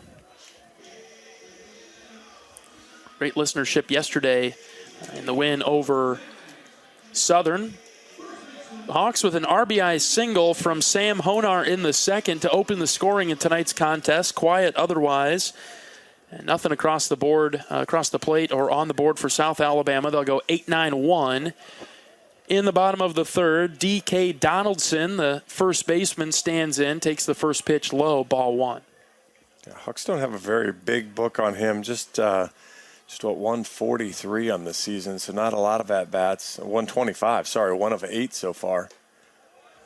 And this is kind of that window for Marcus that the coaches have talked about and feel like he's ready to turn the corner to. He's been able to get through 2 innings clean. Now you got to get 3, 4, 5 out of this. String it together. 2-1 is the count to Donaldson after Morgan comes back in with a breaking ball in the outside corner. 2-1 on its way home, just outside. 3-1. Not too bad of a pitch. Had it set up on the outside, broke it off. It was wider than he wanted it to be, but had a chance. 3-1 is inside. Ball 4. Upstairs, inside, one or the other. Either way, not a strike, and so Marcus issues a leadoff walk to the 8-hitter. So he'll try to erase him with a ground ball and a double play opportunity if the Hawks can do that. Big short game guy here, so South Alabama likes to bunt. Certainly with their 9-hitter, Tello's going to have to be alive down at third base on a bunt here. Tello's even with the bag. First pitch, popped up right side, fouling out of play. Marcus starts ahead in the count to the third baseman, 9-hitter Mitchell here. I'm a bit surprised, maybe if you are too, John, that they didn't try to bunt. Yeah, hitting 185, not a lot of pop. Go ahead and move the runner up from the top of your order. Morgan comes set, 0-1 pitch, low and outside, backhand stop by Moss. Particularly with Marcus walking the last batter on 5 pitches, I don't know that I'd have had my 9-hitter ripping away at the first one if he's not going to bunt, but we'll see how the at-bat progresses. This is off the plate, away from the right-handed hitter, 2-1. Marcus trying to work back into the zone. When he's missed this evening, it's been outside. Now starting to do that with a little bit more frequency to the right-handed hitters. Donaldson with a decent lead at first. 2 balls and a strike. Here's the pitch. Just outside, maybe a bit high, 3-1. I think that one was just a touch high, and a little bit of a check time here for Marcus. Yeah. This is like I said, this is kind of it. When for some reason the control seems to abandon him just a touch. 3-1 pitch, up and in, ball 4. Back-to-back walks to start the third, and we'll flip the batting order to the top of it. Dangerous territory for the Hawks here defensively. Top of the order coming up, a pitching mound visit, from Sean McGrath. Heart disease is the leading cause of death for men and women in the United States. Don't let any heart condition go unnoticed or undiagnosed. Whether it's a routine checkup or a complex procedure, you want expert care from specialists who know your heart condition inside and out. University of Iowa Heart and Vascular Center advanced trained cardiologists use state-of-the-art diagnostic tools and offer highly advanced, minimally invasive treatment options. It's heart care that doesn't only change lives, it saves them. Make an appointment today at uihc.org/HVC or call 319-356-7102. Lengthy mound visit from Coach McGrath, and that's just wrapping up now. Looks like Jared Simpson getting loose for Iowa. Doing some jumping jacks and some high knees to get going in that bullpen down the right field line. Runners on first and second. For South Alabama in the bottom of the third inning, nobody out. Iowa leading 1-0. Top of the order in Eric Orbeta. He'll come up now, and you're really thinking sack bunt. He drops it down. Third base line foul. Raider Tello will pick it up to kill the play right there, 0-1. This infield is amazingly bouncy as he pushed that one down. We saw it yesterday. A couple of big choppers led off the game big chopper to second base that bounced over Honar's head. That bunt, I know he pushed it right into the ground, but boy, it had some jump to it also. Orbeta struck out in the first. No balls and a strike. The pitch from Morgan. Popped up. Tello comes forward. Foul ball again on that third baseline. Orbeta hasn't been able to get the bunt down. It's 0-2. We talked about the infield a little bit. There's patches of dead grass right in front of third base, in between the pitcher's mound and first base, and right behind the pitcher's mound. Like they've been having mats that have been set on there that's killed the grass. They're almost in perfect rectangles. No balls, 2 strikes to Orbeta. Next pitch, line foul to the left side. So the bunt has been off on that pitch. We'll see the rest of the at-bat. If he goes back to a bunt, but with 2 strikes, that's a risky move. Probably won't see that now. Now, the Hawks have to make them pay now for not being able to move the runner up here. Morgan looks in for the sign from Moss. He's got it. Here's the pause. The 0-2 inside. Good block by Moss to stop that from getting away. Holding the runners at first and second. Counts 1-2. Orbeta now that Marcus is ahead and Orbeta is back to swinging, he'll chase that fastball up a little bit. He's willing to expand the zone away a little bit if Marcus can punch him out over that way. 1-2 on the ground to second. Honar backs up, flips it to second for 1. On to first. Safe at first. Do get the runner at second base. So it'll be runners on the corners with 1 away in the bottom of the third. And we saw that yesterday too. Double play ball that was hit to Sam, had to back up just a touch. As soon as you have to give ground, you're almost never going to throw out a leadoff hitter running down to first base. High chopper. Honar, when he finally did get it, did a nice job to clear the hips and throw it over there to Seegers covering the bag. Here's Colson Lawrence. First pitch to him, missing high. Ball 1. Will Turner is on deck. Turner's their best hitter, so you don't really want to toy with Lawrence here. You want to go right after him. 1 ball, no strikes. And Lawrence wants to swing the bat. Just 1 walk on the season. Morgan ready with the runners on the corners. Check swing. They'll send it down. They say he did not go, and it's 2-0. Again, another one of those looked like a pretty good pitch, and now you might see the Jags play some games here. First and third, 2-0 count. Leadoff hitter on first base.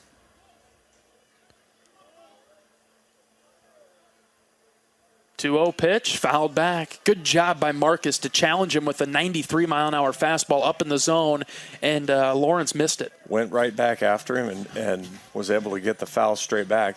I look, Orbeta, who's down at first base there, hasn't even tried a stolen base yet and has started all 9 games. So this is on the ground to the left side. Seegers gives chase, backhand play, but he doesn't have a throw, and so the game is tied. On the infield single from Lawrence, just absolutely no play there on an RBI for the 2-hitter for South Alabama to tie it up. Good job by Seegers. Was shaded more up the middle. Did a nice job to make a backhand stop on it, but the smart play was to put it in his pocket. Even if he tried to throw it across the diamond, I don't think he was going to have any real play on the runner at first, and so then that just brings in bad things that could happen after that. Tied at 1 in the bottom of the third. Runners on first and second for the Jags. Here's Will Turner. Backs off the plate. Pitch missing inside. Ball 1. Turner really wants to dominate the zone. He's just 438 on the season coming into tonight. 7 extra base hits of his 14 hits. So 1-0 pitch is a called strike on the outside corner. Good job by Marcus to even the count. Nice job by Marcus coming back there.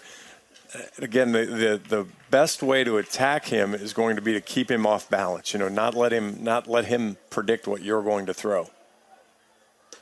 1-1, low and in, skips to the plate, and Moss, again, he's done an outstanding job this time backhanding that one, picking it off the dirt. 2-1. Cleanup hitter Sullivan on deck. Marcus's variance is getting to be a little bit bigger here.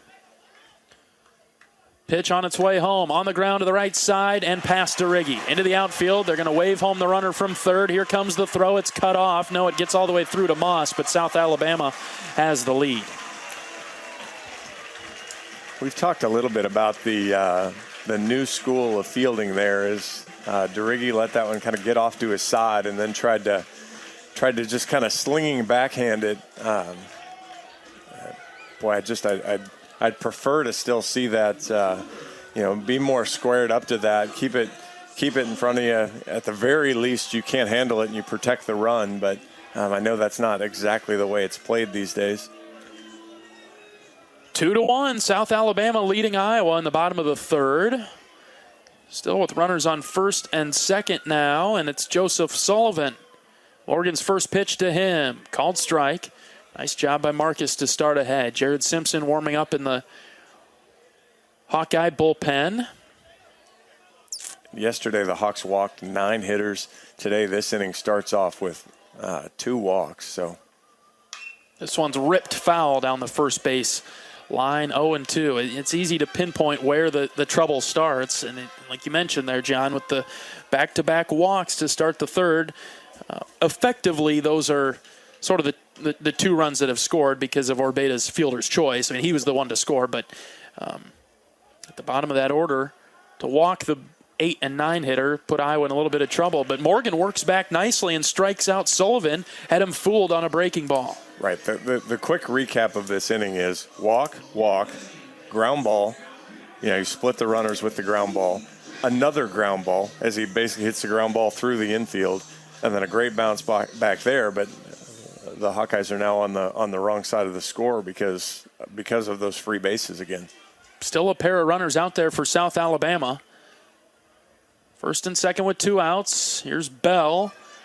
All eyes on the first pitch, and it's in there for a strike. Good hitter here, 351 on the season. Not a ton of extra base pop, but you're not going to want to fall asleep either. Morgan's next one just off the plate, bit low too. It's 1-1. We talked about this on his first at bat as he swung at the first pitch. He wants to get after it. He wants to swing the bat. 37 plate appearances, no walks for him. Morgan set with the 1-1. Here it comes. Inside corner, 1-2. You get a few of those, come on, Blue, from the home crowd here. 1 ball, 2 strikes. Morgan trying to get out of the jam, limiting the damage, but South Alabama's taking the 2-1 lead here in the bottom of the third. 1-2 from Marcus. Swing and a miss. Down he goes. Strike 3. And we'll head to the fourth. The Jags have the lead now, 2-1. Hawks will try to answer right after this. You're listening to Hawkeye Baseball from Learfield. Woo! Got my nachos, got my big TV, and my favorite chair. It's game time. But the only thing that would make it a little better is if I could listen to my local broadcasters while watching the game. Ah, hello. You must have wished for your game to be synced with TV and radio. I sure did. Do you have a DVR? You bet. Do you have a streaming device? Yeah. Blammo! Your game is now synced. It's that easy. Oh, boy. To see if you can get synced, head to syncmygame.com from Learfield. Syncmygame.com? Syncmygame.com. At Mid-American Energy, we want to help keep you safe around power lines and electrical equipment. Always assume a power line is energized, even if it's on the ground. To avoid the risk of an accidental shock or electrocution, avoid touching a power line with anything. And when you see high voltage warnings on transformers and substations, stay away. We care about you and your safety. Get more tips at midamericanenergy.com. Paid for by the customers of Mid-American Energy.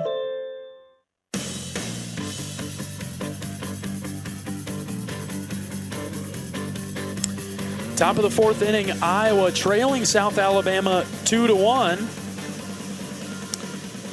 And we'll look to get back into the scoring column on the scoreboard there after Iowa got on the board first in the second inning. Hawks will send 5, 6, 7 to the box here in the fourth. We'd love to know where you're listening in from today. Mike and his wife are listening to Iowa Hawkeye Baseball today. It's been a busy day for Mike. He took in an indoor track meet at Wartburg. up in Waverly in northeast Iowa. Listen to Robbie Brooks on the way home to the women's basketball game. Now he's tuned into us. Thanks, Mike, and to your wife for tuning in to Hawkeye Baseball today to wrap up your busy night. Here's Sam Peterson swinging and fouling off the first pitch. Iowa down 2-1. The Hawks do have 3 hits compared to just 2 for South Alabama. But as we've been mentioning, it's been the walks allowed. Iowa hasn't. We've drawn just one walk today. So give South Alabama a couple of free bases, and they did some damage in the third, but plenty of time with Iowa down by 1. Here's Peterson, the batter. All eyes on this one, 1-1. Well, I'm talking to Coach Heller. Yesterday, Hawkeyes walked 9 batters, hit 1, and had 2 errors in the field. So very un-Hawkeye-like baseball. And Petey chases that one way out of the zone, 1-2. Able to overcome it yesterday. And yesterday wasn't the easiest day to play, or to pitch, any of those things. This isn't the smoothest infield. But, you just want to see fewer of those, control the controllables. 1-2, called strike.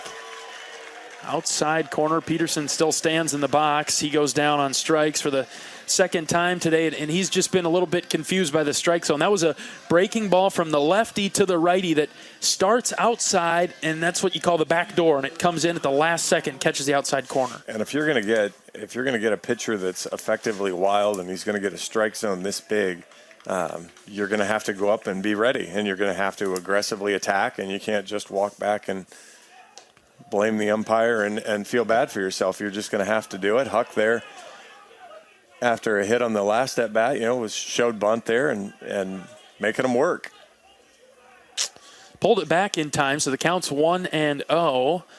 Hucksdorf singled in the second. He was the Hawkeye to score today. Takes the changeup for a called strike at the knees. 1-1. Iowa through 3 1/3 innings in the box. They've struck out 9 times today. Yeah, 9 of the 10 outs. We're going to be this freshman's career high for a while. Yeah, got to find a way to put some pressure on their defense. 1-1 fouled hard back into the net. 1-2. We talked about it a little bit, and it was a point of emphasis that with Connard here, he's given up 6 runs, but only 2 have been earned. So the defense behind him has not helped him at all this year, especially the infield. Got to find a way to put some more balls in play. But so far, Connard, you just got to tip your cap. He's done a good job. He decided to not depend on that defense anymore, and it's worked out nicely for him. 1-2 pitch to Hucksdorf. That's high, ball 2. He's clicking along at a 66 strike percentage and doing a nice job just in the mid-50s for pitches. So maybe Huck can work him up to around 60, but a good job through 4. That one missed high and outside, 3-2, as the catcher, Ketzner, had to reach all the way across his body. Hopefully didn't pull a muscle on the left side there, having to reach to stop that one. Impressively hard work for nobody on base. Yeah. 3 balls, 2 strikes. The pitch to Hucksdorf. Strike 3 called. I'm not sure what Hawkeye hitters are looking for in that case. Petey's been mad both times. Strike 3 called, looked really good. And Huck must have been looking for off speed there and was just able to sneak the fastball past him. Well, back-to-back strikeouts to start the 4th for Connard. And Mosley will stand in. He was a strikeout victim in the 2nd. Hawks trailing South Alabama 2-1. First pitch to Chase. Got a piece of it and fouled it to the left side, 0-1. The command has been, of the 10 strikeouts, 5 of them have been looking. So the Hawks aren't even, they're just fooled at the plate right now. And, after punching out, I think it was 10 times yesterday, 10 times already through 3 2/3. Chase swings over the top of this one, 0-2.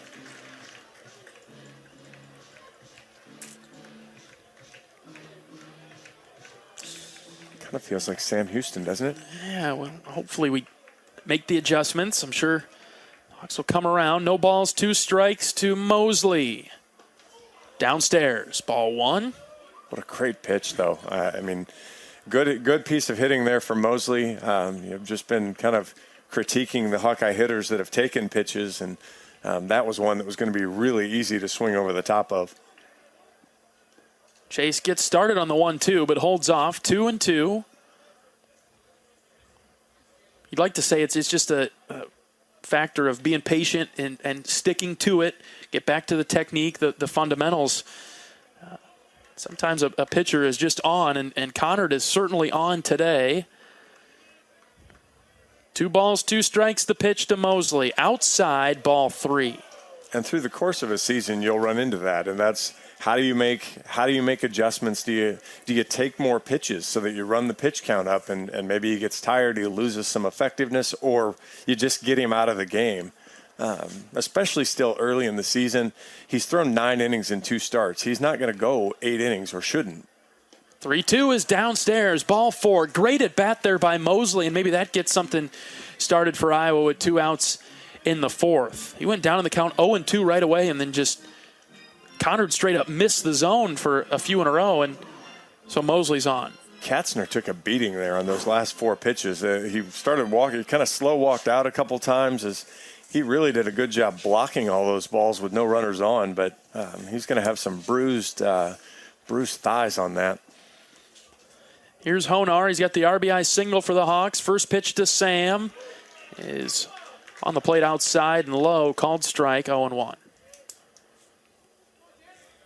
Wow, that was okay. We'll just go with that. Well, if you think about it, if Sam swings at that, it's kind of low and outside. It's probably a weak ground ball. Hopefully see something a little bit better that he can drive. No balls and a strike to Sam. The pitch outside. Called strike, 0-2. And that was, you saw that in Sam's last at-bat. The catcher set up almost in the right-handed batter's box, right on the outside part of it. That time Conard basically split the catcher, got the call. Now you've got a heavy shift, which is unusual after Honar served one up into left last time. I wonder if that has something to do with the call of the pitch. 0-2, runner takes off. This is a line drive into left field, base hit. Mosley rounds second. He slams on the brakes there, and he's going to go back. So Honar, great piece of hitting.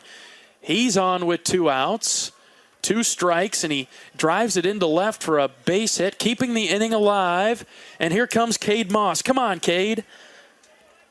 Yeah, that ball would have been, I know with the left-hander, you probably don't have him quite positioned in a traditional shortstop spot, but he would have been just about in the right spot with, a step or 2 from being able to make a play. So glad they were pitching him outside, but yet they had a shift on, which is an unusual approach. 2 on for the Hawks, 2 outs. Top of the 4th, trailing South Alabama 2-1. First pitch to Cade, in the dirt and low, ball 1. The catcher again set up outside, way away from Moss, and he missed low and in. We'll have a mound visit from the South Alabama pitching coach with Iowa trailing 2-1, 2 runners on with 2 outs in the 4th. When corn grows fuel, Iowans win. Ethanol is a renewable fuel that's better for our environment, our health, and our wallets. Share your winning moments using hashtag IowansWin, and you could win even more from Iowa corn. This home plate umpire is not in a hurry, as he's not going out. And now he's kind of slow walking out to bust up the conference, and head coach is ignoring him. Make him get all the way out there. And then turn around, right? I love how that game works. I'm not going to look at you. I'm not going to make eye contact. I'm going to make you get all the way out here. But then I know you're coming, and so I'm going to turn around and walk away before you actually tell me to break it up. Some gamesmanship, right? Only this time it's between the ump and the coaches, huh? Do you really want to irritate the umpire, though? How's that going to work out for you in the long run? Who knows? Maybe we're about to find out here. We'll take it one-sided. The big strike zone's about to get smaller. 1-0 pitch to Moss off the end of the bat and towards the Iowa dugout to the right. 1-1. Cade must have been sitting on a little bit of a fastball there and a good off-speed pitch from Conard. But Cade 250 on the season, had a nice day yesterday. So big gap in left center with 2 runners on and 2 outs. They'll be going on contact from Cade. 1-1 pitch in the dirt and inside. 2-1.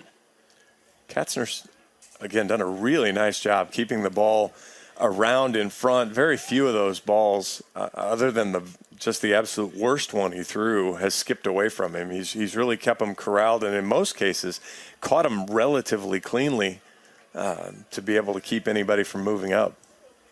2 balls and a strike to Moss. This one is lined into right center field. It's down. Here comes Mosley from third.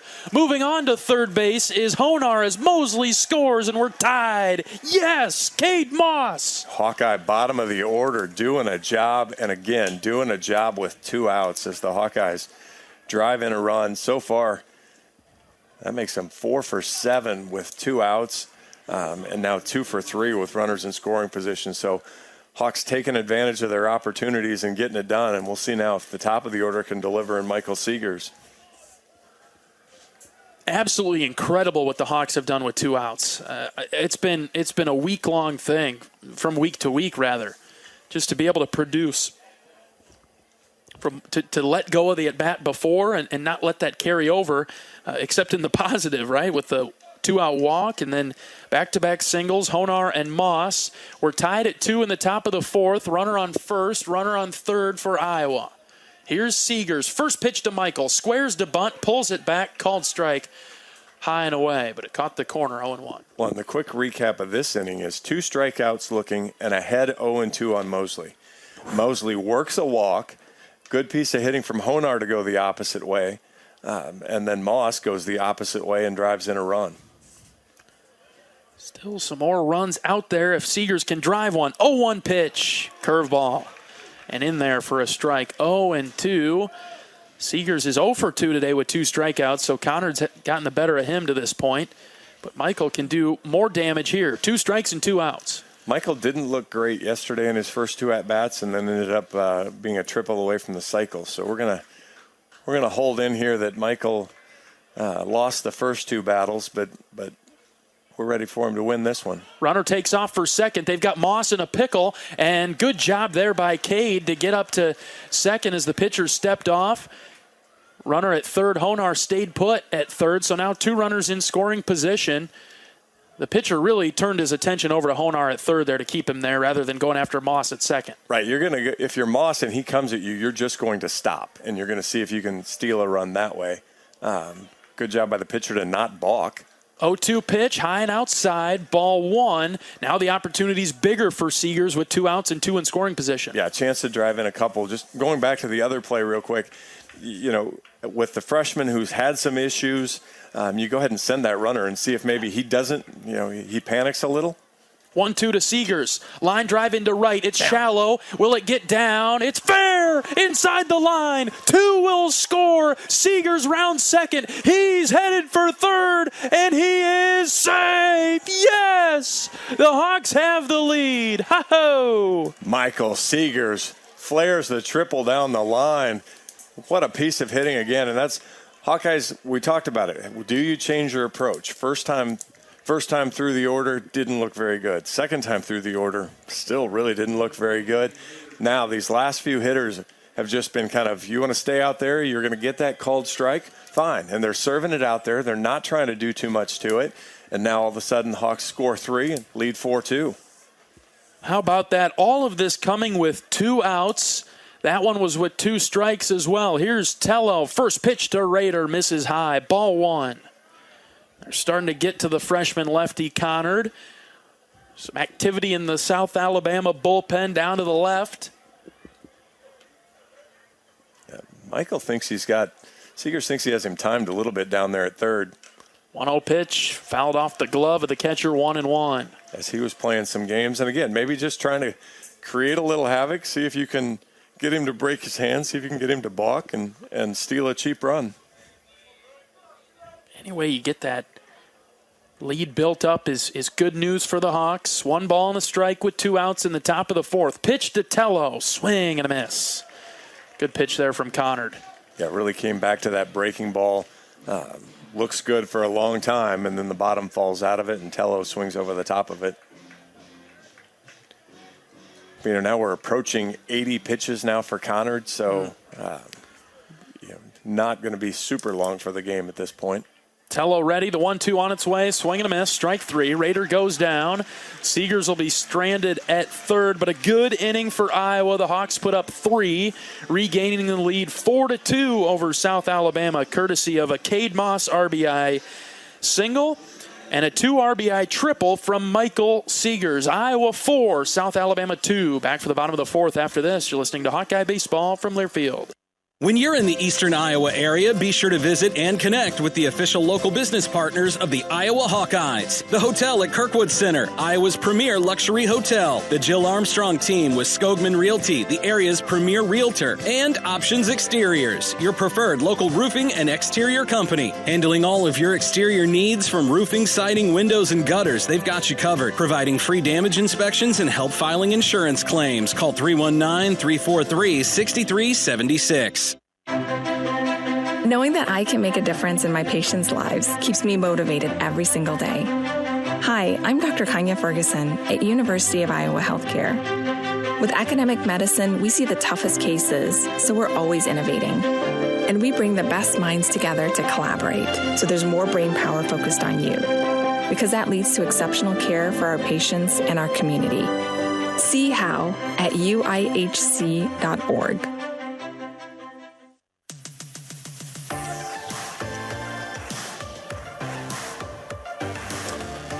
Bottom of the 4th inning, down here in Mobile, Alabama. We're having a great time through the first couple of days. So far, Iowa leading this one 4-2. The Hawks took it to Southern last night 20-8. We'll wrap things up tomorrow at 11 a.m. against Pepperdine, who's got a couple of wins already down here. Marcus Morgan returning to the mound. He'll face 6-7-8, and he leads off with a strike to Petracci, the designated hitter. Marcus pitching with the lead again. Counts 1-1 now. Really big inning for Marcus. Battled back, got out of the last inning with minimal damage, but now get through this one.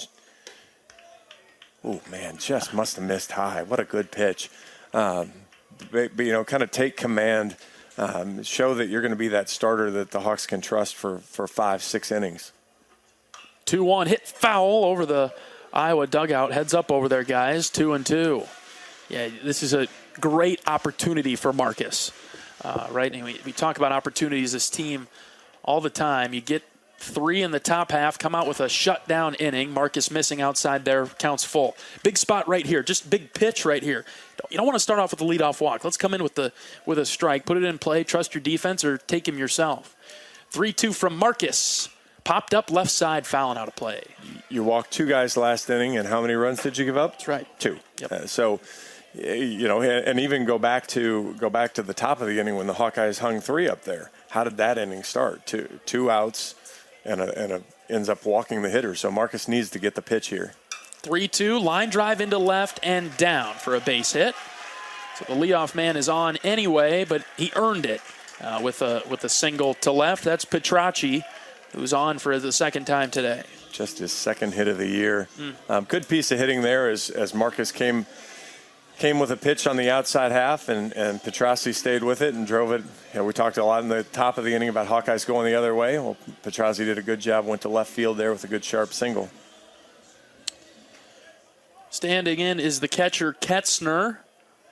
Flied out to Chase Mosley and right in his first at-bat in the second. So he's in the box with the runner on first. Bottom of the 4th inning, Iowa 4-2. First pitch swinging, foul to the right side, out of play. He gave that ball a ride, too. It was probably just right on the track or just short of the track, and getting no help right now from the wind. So that was all him. Good 304 hitter on the year, so Marcus will have to pay some attention here.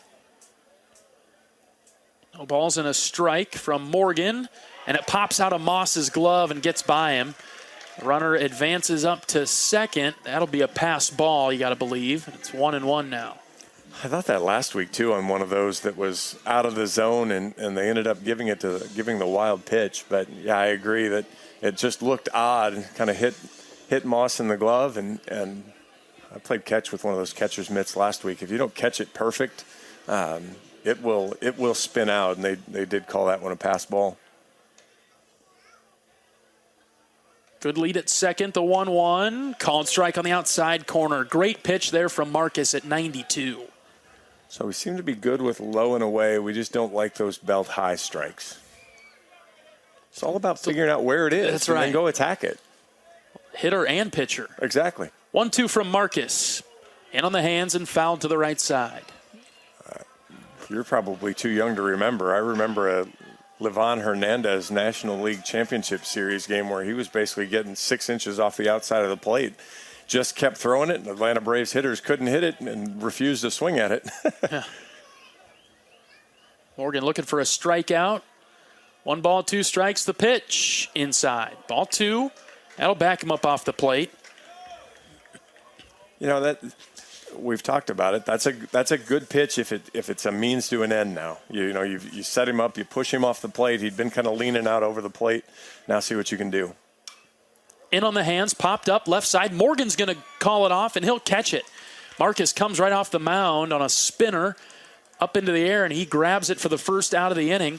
And no advancement, obviously, at the runner at second. You never want your pitcher to catch a pop-up unless nobody else can get anywhere near it. Then it's a good play.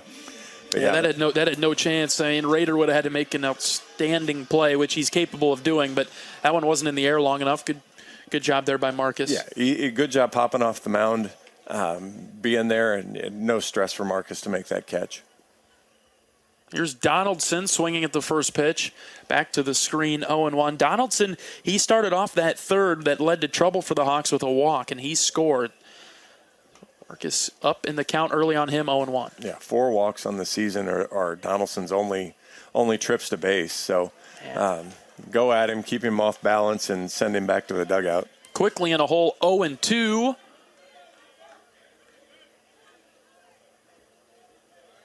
Morgan comes set. Donaldson's choked up on that bat. Long pause from Marcus. The 0-2. Just inside, maybe a bit low, too. Looked good from here, but it's 1-2. Good job by Donaldson there to not swing right over the top of that pitch. That's the thing. How don't you swing at that one? Great pitch from Marcus. 1-2 with 1 out. Runner on second. Bottom of the 4th. Long pause. Here we go. Line drive. Foul. Down the line and left. That was about all she wrote for the third base umpire right there. Yeah, Luke Weems had to bend away from that one.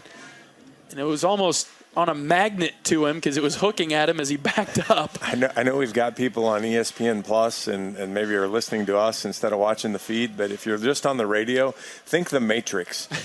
Yeah, there you go. 1-2 pitch. Called third strike. There it is. Great pitch on the outside corner, and Marcus will set him down. And umpire Weems is thrilled now to be jogging more to the middle of the field and protect himself a little. Anything that heads his way now will be a straight shot. There won't be much of a curve to it, right? Bottom of the order, Mitchell here. With 2 outs, runner on second. Iowa leading 4-2, bottom of the 4th. Swings at the first pitch, sends it foul. Yeah, thanks to Sammy back in Sports Information, 17 2-out RBIs for the Hawkeyes this weekend. I know 13 yesterday, all 4 tonight. Morgan settling in here. Swing and a foul off Cade's glove behind the plate. 0-2. Her hitting 185, walked in the third again. He was the other one that took some pitches. So really nice job by Marcus just attacking the zone here. Going for another strikeout. No balls, 2 strikes, 2 outs. The pitch just got a piece of it and fouled it back. Good pitch there. I'm at 92, I think. Couldn't quite read the scoreboard.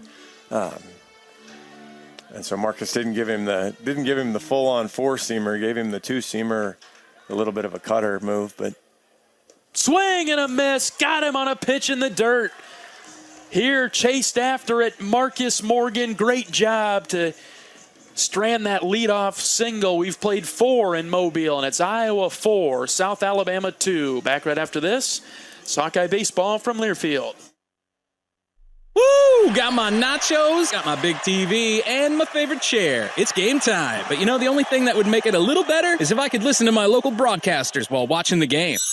Hello. You must have wished for your game to be synced with TV and radio. I sure did. Do you have a DVR? You bet. Do you have a streaming device? Yeah. Blammo! Your game is now synced. It's that easy. Oh, boy. To see if you can get synced, head to syncmygame.com from Learfield. Syncmygame.com? Syncmygame.com. Hey everyone, I'm Mark Wahlberg, and I have some exciting news to share. At Wahlburgers, we are all about bringing the family together to enjoy a great meal and have a great time. That's why right now, for a limited time, kids eat free every day at all Hy-Vee Wahlburger locations. Kids 12 and under can enjoy one free kids meal with any purchase of an adult burger, sandwich, or entree salad. Bring the family to Wahlburgers and the Wahlburgers and Hy-Vee stores, where right now, kids can eat free.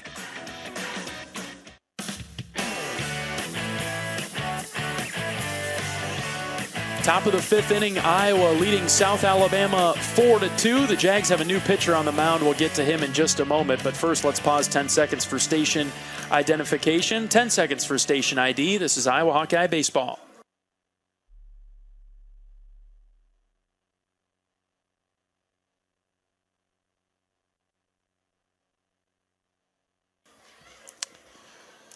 Four to 2, Iowa with the lead. We appreciate you listening to Iowa Hawkeye Baseball this evening. Leandra is listening in from Conway, Arkansas. How's the softball team doing down there this weekend, Leandra? Thanks for tuning in to Iowa Hawkeye Baseball. New pitcher on the mound for South Alabama, John. Matthew Delano, junior. Good mix of pitches, right-hander. Going to bring it up there in about the 90s, right about 90, 88 to 92. Good mix, but Hawkeyes will look to get to him. He's been out there 3 times so far this year, 2.35 ERA, 7 2/3 innings. So when they go to him, they'll let him spend just a little bit of time out there. Last year made 14 appearances. Actually started 10 games last year. Had an ERA just over 4, and I guess that goes to the point. We heard it in the scout this morning. I think you heard it talking to the radio guy from South Alabama. They've had, I believe it was 19 or 20 pitchers so far this season, which tells you either you're battling injuries or you don't know anybody's roles yet. And so that's kind of the struggle of finding who's going to do what for South Alabama. I guess in one hand, you got a bunch of utility knives, which are great, but somewhere you need somebody to take charge, and that's a little bit of the finding out who they are that South Alabama's going through right now. Yeah, and they've got 24 newcomers as well, so they said it could take a while before they eventually figure it out. First pitch to Keaton Anthony is a called strike on the outside corner. Tough spot for Delano to come in and pitch to 3-4-5. He's a right-handed pitcher out of the windup. 0-1 pitch to Keaton. Is driven deep to left. Get going, baby, towards the line. And it is caught at the wall in foul territory. Keaton gave it a ride, but too tall, and he's out number 1. Wow, that was that was a ball yesterday that would have landed back in that little congregation area they have where they must be grilling, because I've seen some smoke come up there, because the wind would have blown that all the way back there, but just maybe got under it a touch. I guess not maybe. That was the stealing the major league line. It was too high. It was just too high. Just too high. Keaton is out number 1. Really gave that one a ride. We'll see Brennan Deriggy step in now. South Alabama on the season, they're 5-5. They were swept by Nebraska here, but that was after Nebraska came in highly motivated after dropping a few games out in California. So a tough schedule so far for the Jaguars. Deriggy watching the first pitch miss outside, but a proud program. Head coach is Mark Calvi in his 12th season. They've got 3 Sun Belt Conference titles, last in the postseason in 2013. Picked 6th, I think, in the Sun Belt, so kind of a mid-conference team. They hope to do a little bit better, or expect to do a little bit better. Now they've just got to beat what people think of them right now. And tough league, too, the Sun Belt. Tough league. 2-0 pitch to Deriggy on the ground to the right side. Second baseman welcomes it in and then throws it over to first for out number 2. Yeah, the Sun Belt's a tough conference with a number of teams down in this area, but overall a proud program in Mobile. And get good fan support tonight on a beautiful Saturday night. And you said they had some people going. The basketball team was done already today, but they've been kind of going some different directions. So hard to necessarily get out to the ballpark. Here's Peterson. First pitch strike.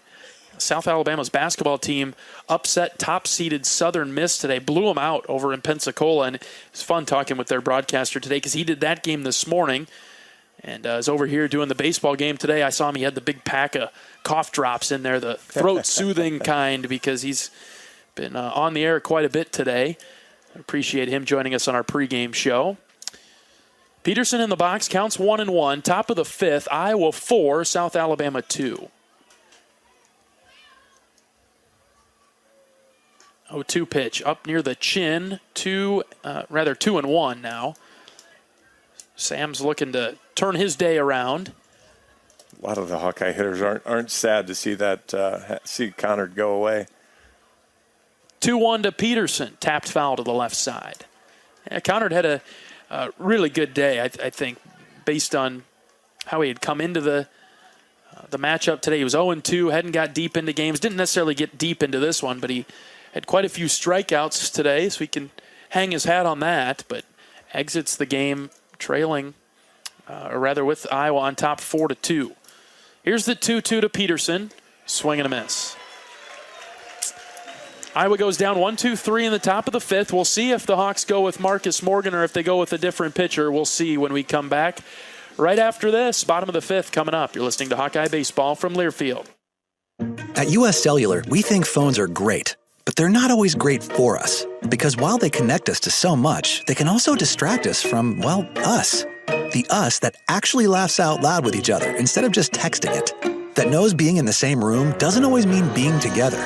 So let's find us again by putting our phones down. Not forever, just for 5. 5 days, 5 hours, even 5 minutes. Join US Cellular in the Phones Down for 5 challenge. Find out more at uscellular.com/findus.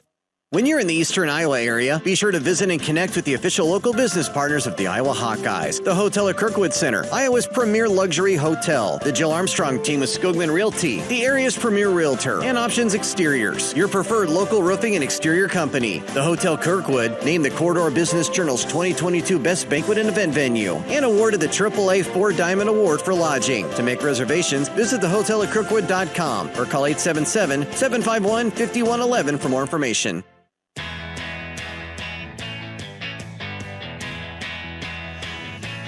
Iowa leading South Alabama 4-2 in the bottom of the fifth inning. Marcus Morgan's day is done. The Hawks will turn to the bullpen. Jared Simpson, the new Hawkeye hurler, the left-hander, boy, really coming into his own this year. Found a role he likes, found a confidence he likes. 1-0 on the season, 8 2/3 innings pitched, giving up 2 runs, 4 hits, 3 walks. But here's the number that's eye-popping: 15 strikeouts in those 8 2/3 innings. Just a deceptive left-hander. You know, we talked a little bit about Connard, maybe not always wanting to find the strike zone, getting a lot of swing and misses.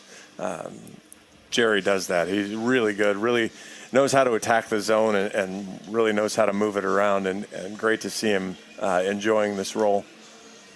If you're on the South Alabama side, you're thinking, whoa, this is something totally different than what we just saw from Marcus Morgan for 4 innings. Good start for Marcus. Good start for Marcus, and yeah, to your point, 4 of the top 6 hitters for the Jags are left-handed, and so you know, now you're going to give them a whole different look on a nasty left-hander here. Simpson finishing his warm-up pitches. Shout out to my parents are listening in Punta Gorda. They said say good luck to the guys and happy birthday to my mom a day early. She turns 34 tomorrow. It'll be great. All right. Math might be off there a little bit, but somewhere in there. That's great. Happy birthday to her. We'll hope to get a win tonight and tomorrow. How about that? Double down. Eric Orbeta will lead things off for the Jags. Bottom of the fifth inning. Hawks are up 4-2. First pitch from Simpson is high and away, ball 1. Orbeta reached on a fielder's choice in the third. He later scored. Yeah, 250 hitter on the season. Really is selective hitter, not trying to do too much, but he's going to make you throw strikes. Simpson hasn't thrown him one yet. It's 2-0. Trying to work on the outside part of the plate. Hasn't quite caught the corner.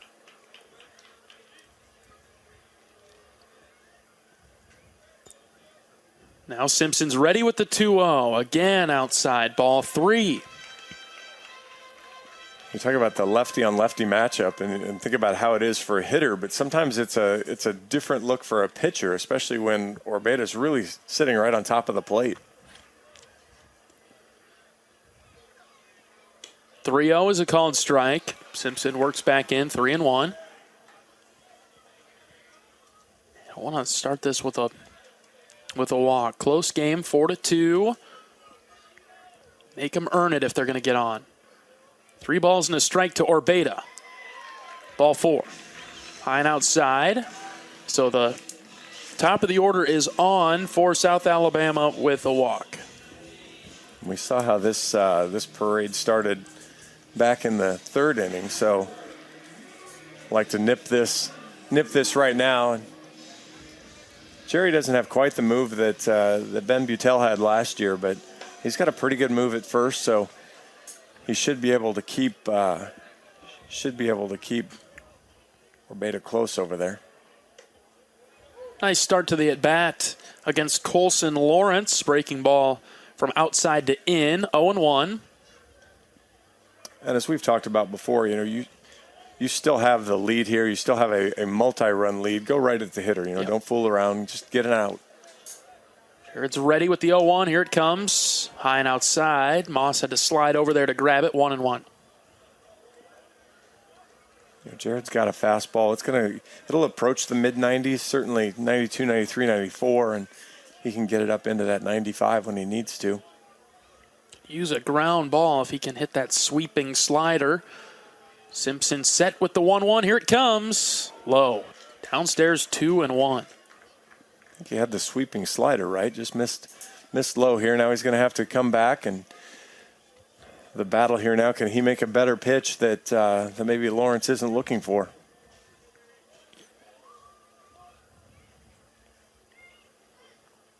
Not checking the runner at first. This one's way inside, 3-1. Jerry hasn't found it yet. Simpson walked the leadoff man and is down here, 3-1. You say way inside, but I saw at least one Hawkeye hitter get punched out on a pitch that wasn't terribly far from that. That's a good point. Based on the reaction from Lawrence, he just kind of assumed that it's close to hitting him. The 3-1 in the air, shallow center. Moving back is Honar over towards right now, and he's got it. That ball tailed away from center and was in shallow right by the time Sam caught up to it. 1 down. Great pitch there from Simpson. Broke it in, missed the barrel of the bat because Lawrence felt like he has 3 home runs, so has a little bit of pop. But Simpson was able to induce the pop-up and get the first out.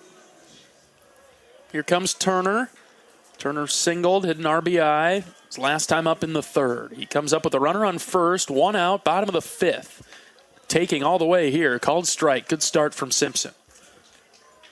And we saw in the morning scout that's one of the things that Turner does. He's very selective. Doesn't see a lot of first pitch strikes because of how good of a hitter he is, but takes a lot of first pitches. Another left-handed hitter, the 0-1. Check swing. Didn't go. He just barely started his swing, I should really say. The pitch was very close, but called a ball 1-1. Yeah, I more thought it was a strike based on location rather than Turner going making a full swing. 1 ball and 1 strike, the pitch from Simpson. That one looked good, but it was high, 2-1. Turner, a .436 hitter, .551 on base percentage, so pretty darn good effort, tough out. 2-1 pitch from Simpson, outside, ball 3. Turner in the box is not really an intimidating stature, right? Just seems like he's average height, average weight. Yeah, but not a giant in there. But 8 extra base hits. Yeah. 3-1 from Simpson. There it is, called strike. keep pounding that outside corner, he'll call it a strike eventually, right? That would be the thinking, maybe. It's an interesting theory, but we'll see how it works. So that one was obviously a little bit tighter in, and I guess of an appropriate height.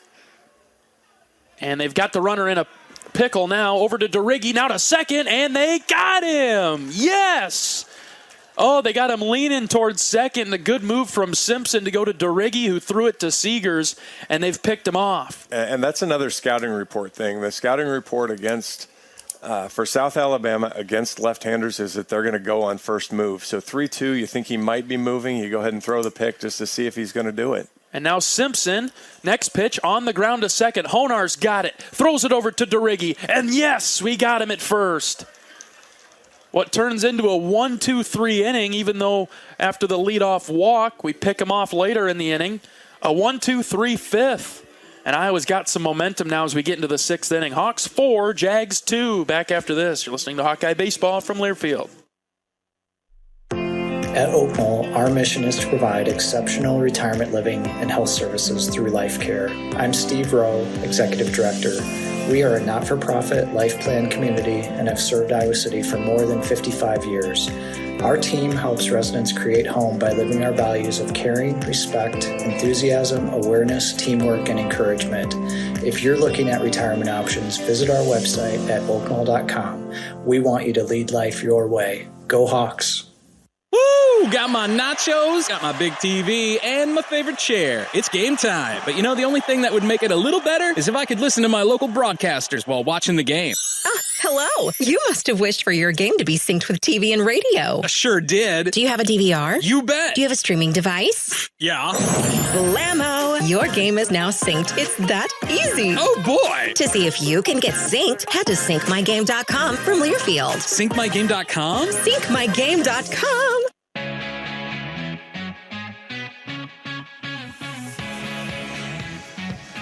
Top of the sixth inning from Mobile, Alabama. Iowa leading the host school, South Alabama, 4-2. John Evans and John Leo in the broadcast booth. Thanks for tuning in to Hawkeye Baseball this weekend. If you're enjoying your Saturday night, it's been a pretty good Saturday for Hawkeye Athletics. Doing pretty well at the Big Ten Wrestling Tournament. The Iowa women's basketball team is into the championship tomorrow against Ohio State, a team that they beat earlier in the year in Columbus. Hawks have six semifinalists in the Big Ten matchups, and they had 3 winners out of the 4 matches so far. Spencer Lee had a tech fall over Patrick McKee, 20-2. Real Woods won by decision 3-0. Max Murin got beat by Sammy Sasso, 8-2. But Patrick Kennedy had a takedown of Cameron Amin to win it 3-2. Got that takedown late to steal that match at 165. Kyle Hucksdorf leads things off, squares the bunt, pulls it back. It's a called strike. Hawks have 2 more big matchups coming with Penn State. So, you want to win the team title. You could go a long ways if you could steal one of those 2 matches where you're the worst seed. Hucks down in the count 0-2 now after watching the next one go by. Those bonus points, any types of advancement, then you get the head-to-heads eventually, right? At the Big Ten Wrestling Tournament.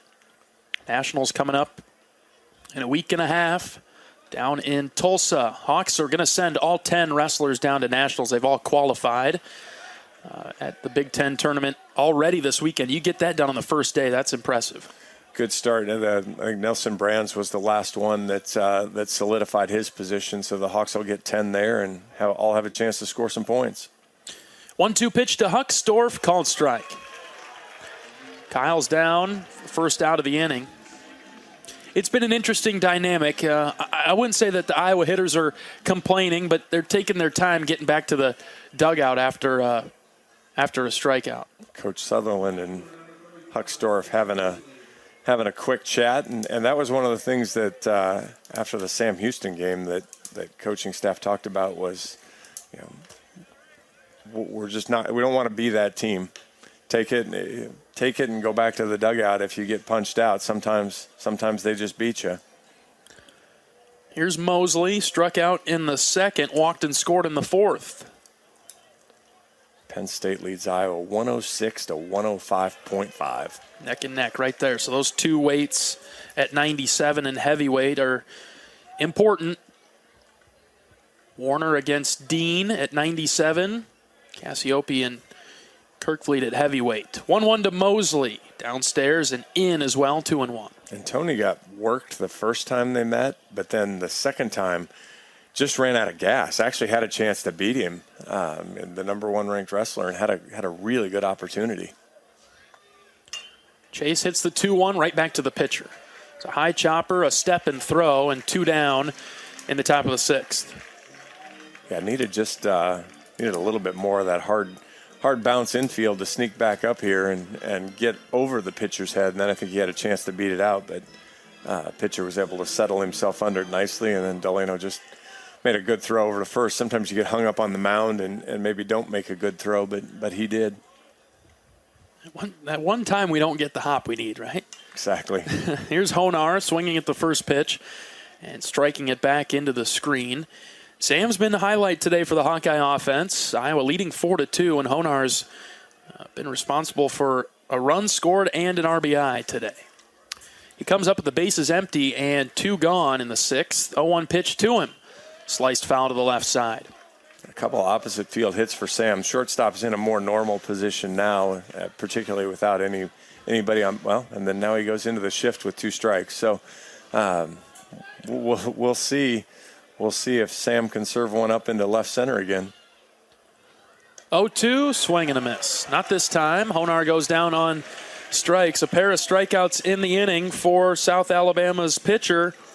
And we'll head to the bottom of the 6th inning. Iowa 4, South Alabama 2. Great ball game in Mobile this evening. Back right after this. You're listening to Hawkeye Baseball from Learfield. After a cancer diagnosis, it's natural to want to start treatment right away. But first, get a second opinion from a team that specializes in your cancer.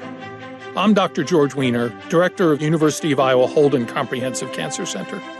Before you start treatment, you deserve to be confident you have the right diagnosis and know every option available to you. So whether it's with us or somewhere else, get a second opinion. It can change your care and your life.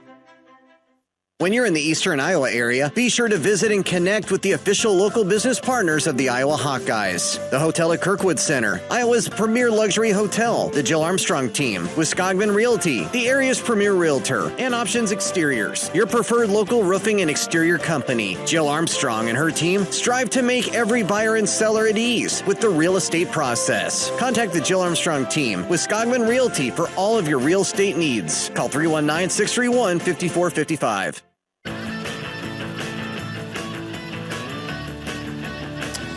Bottom of the 6th inning, Iowa leading South Alabama 4-2. In other positive Hawkeye news today, Iowa gymnastics, nicely done. Yeah, the Iowa gymnastics team. I've had the pleasure of I did their first 2 home meets this year for BTN Plus and did all their home meets last year. Coach Larissa Libby got a big win today. They had a rough beam score that I saw in the 3rd rotation, but came and won on senior night, and even better, they beat the Cyclones on senior night. So that's always good. Everything tastes a little bit better when you beat the Cyclones. Yeah, that's right. Good job, Iowa gymnastics team. Iowa baseball trying to do their part for Hawkeye Nation today, leading 4-2 in the bottom of the 6th. Simpson back on the mound, first pitch swinging and getting a base hit up the middle is Joseph Sullivan. He'll lead off the 6th with a single. Didn't really power it out there. Kind of fisted it a little bit, but had plenty of juice and was well positioned to get it past Honar there at second base. This has been a high-quality game to this point. With the exception of a few walks or strikeouts here or there, very competitive game. When we talked with their play-by-play broadcaster, he felt that this had the makings of a regional, right? Squaring to bunt, pulling it back is Bell. It's a called strike in on the shins. 0-1. You've got the big school here in Iowa. You've got South Alabama, a team from the southern part of the country that's hosting. You've got Pepperdine, another team, and then Southern. Just has the big-time feel even in early March. No balls and a strike to Bell. The pitch from Simpson popped up but foul to the right side. when you get a popped-up bunt like that, you want that between the white lines or close enough to them where you can make a play. You want somebody to be able to catch it, but that ball got back to the screen, and I believe if I looked at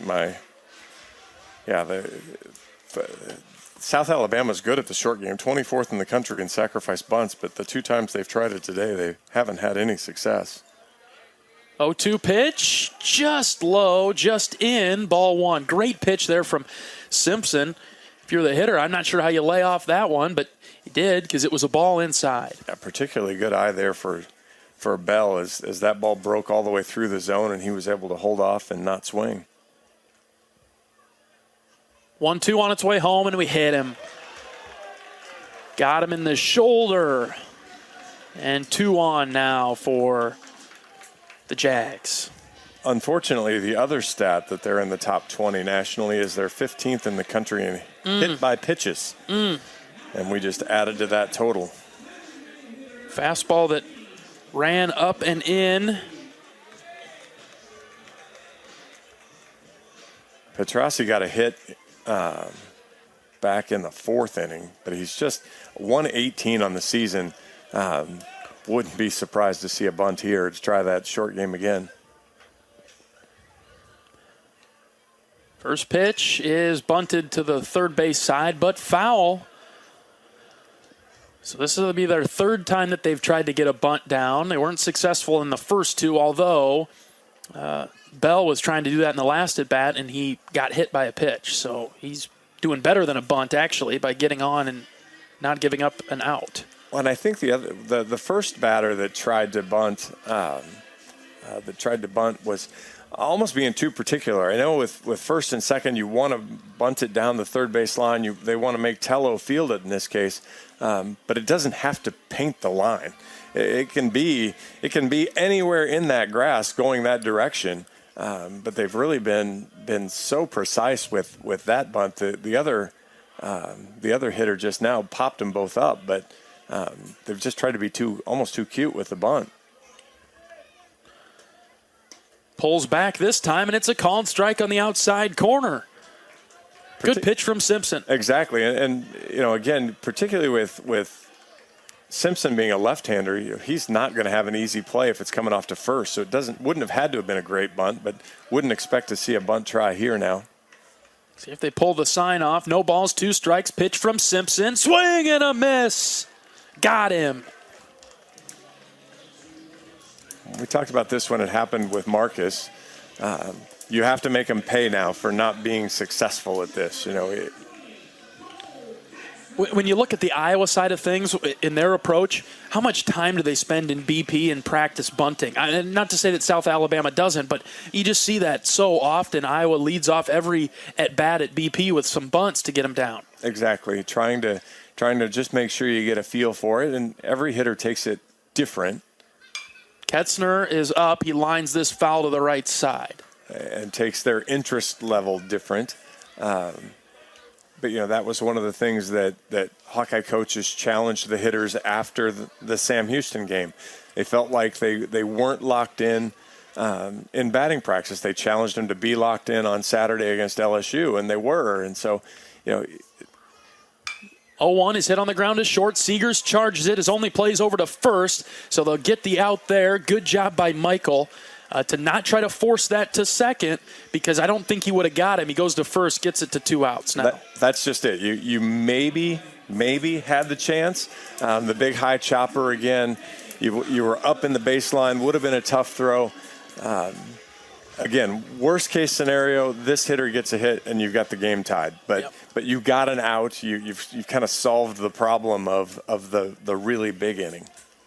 Yeah, not out of the woods yet. Runners on second and third with 2 outs. Here's Donaldson. First pitch, hit him.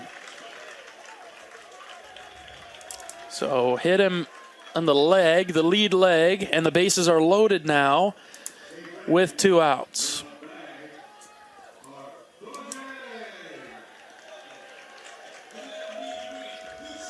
And I'm going to guess that this hitter does not really want to swing the bat, and he's not concerned about being hit. There's no worry about that. It's just the 9-hole hitter, 179 on the season.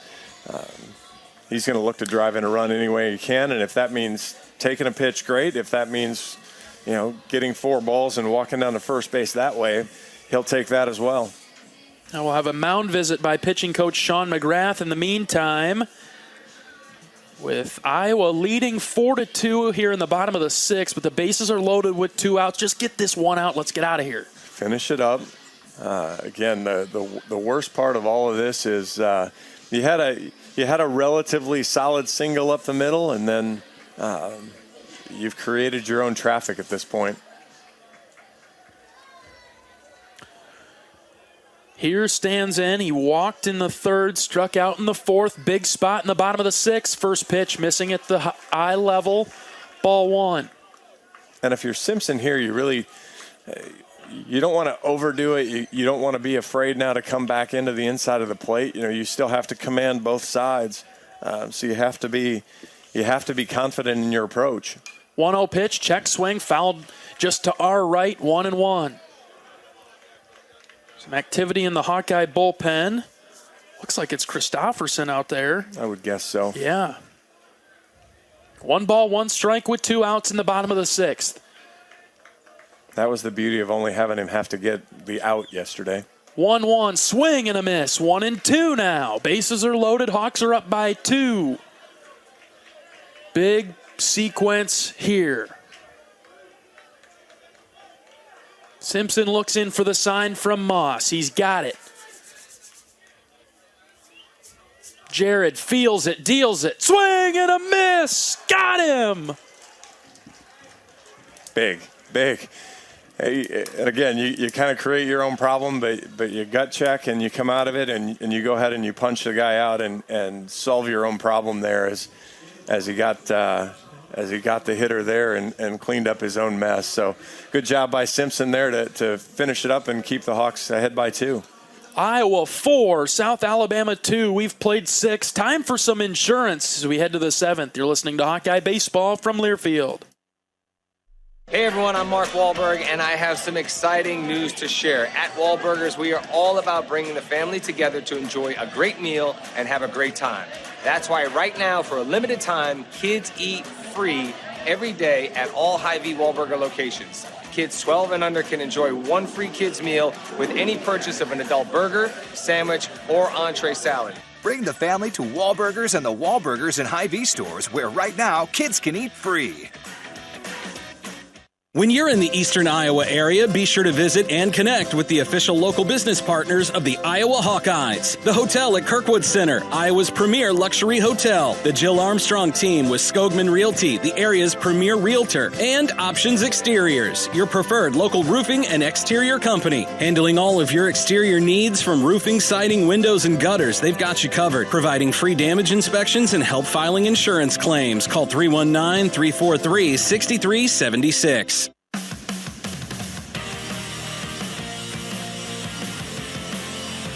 John Evans, John Leo in Mobile, Alabama. Happy Saturday night to all of our listeners. Hawks are up 4-2. Big-time strikeout from Jared Simpson there to get out of the bases loaded jam ending the 6th. Hawks need a few more runs here to help feel a little bit more comfortable about this one. South Alabama's hanging around. Iowa scored 1 in the 2nd. The Jags took the lead in the 3rd with 2 runs, and then Iowa answered in the top of the 4th with 3. No scoring since then. Hawks have 4 runs on 6 hits. South Alabama with 2 runs on 4 hits. You don't always love your 9-hitter leading off, but Cade's been so good. He's a good guy to start off the rally to extend the lead. Yeah, Cade's been outstanding in this 9 spot for the Hawks. He's been the Friday-Sunday catcher because he's caught Marcus and Ty, and then Ben Tallman's caught Brody. Moss hits this on the ground to short. Low roller, doesn't hop too far off the ground. Accurate throw from short over to first, 1 away. With Brody getting an extra day off this week, he'll come back and pitch tomorrow, but then that allowed Tallman will catch tomorrow, and then the big gap between games really allowed Cade then to go ahead and catch both, with the early game yesterday and now the later game today. It really does feel like maybe we played Southern 2 days ago. It really doesn't feel like that game was yesterday. Here's Seegers swinging at the first pitch, just foul down the third base line. Michael with a triple his last time up, all the way back in the fourth. 2 RBIs. Delano's been very good. Set down all 7 Hawkeyes he's faced so far. 0-1 to Seegers. Tapped foul. Straight back 0-2.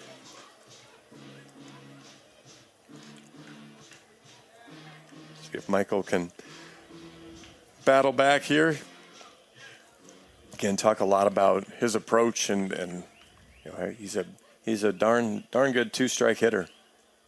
Will have to be here. Lays off this pitch just away. 1-2. The catcher kind of fools the South Alabama fans a little bit because he sets up off the plate. He really makes some big movements. Pitcher hits the glove, but he's wide. 1-2. Seegers shoots it into center. It is down for a base hit. Michael's got his second hit of the day with a 2-strike single to the right center gap.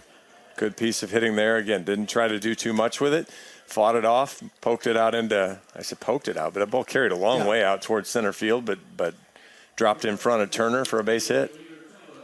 We just let Michael get warm, right? The first couple of at-bats yesterday and today struggled a bit, but really turns it on in the middle and late innings. Kicker is you've got to get through your lineup enough to give him those 4 and 5 at-bats to really make it pay off. Now it's up to Raider Tello with 1 out. Runner on first. Iowa leading 4-2, top 7. First pitch to Raider. Low and outside, ball 1. Tello had a 7-game hit streak come to an end yesterday. He got on a couple times, but a walk and a hit by pitch. So the hitting streak ended yesterday for Raider. He's 0 for 2 today with a walk, trying to start a new one this evening. Yeah, still been on base every game of his Hawkeye career so far. Good move. Pick attempt over at first. Seegers with a decent lead and had to dive back. Yeah, he didn't fool around. He threw the fastball over there to first base. That was good, sharp move over there. Really protecting the line at third. No doubles. Down that line, Raider has a tendency to pull the ball hard.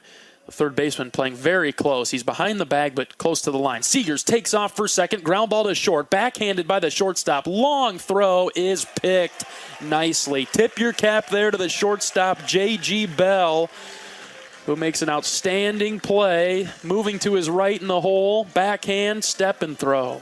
Yeah, that was for a team that has a whole ton of errors. That was a solid play on both ends.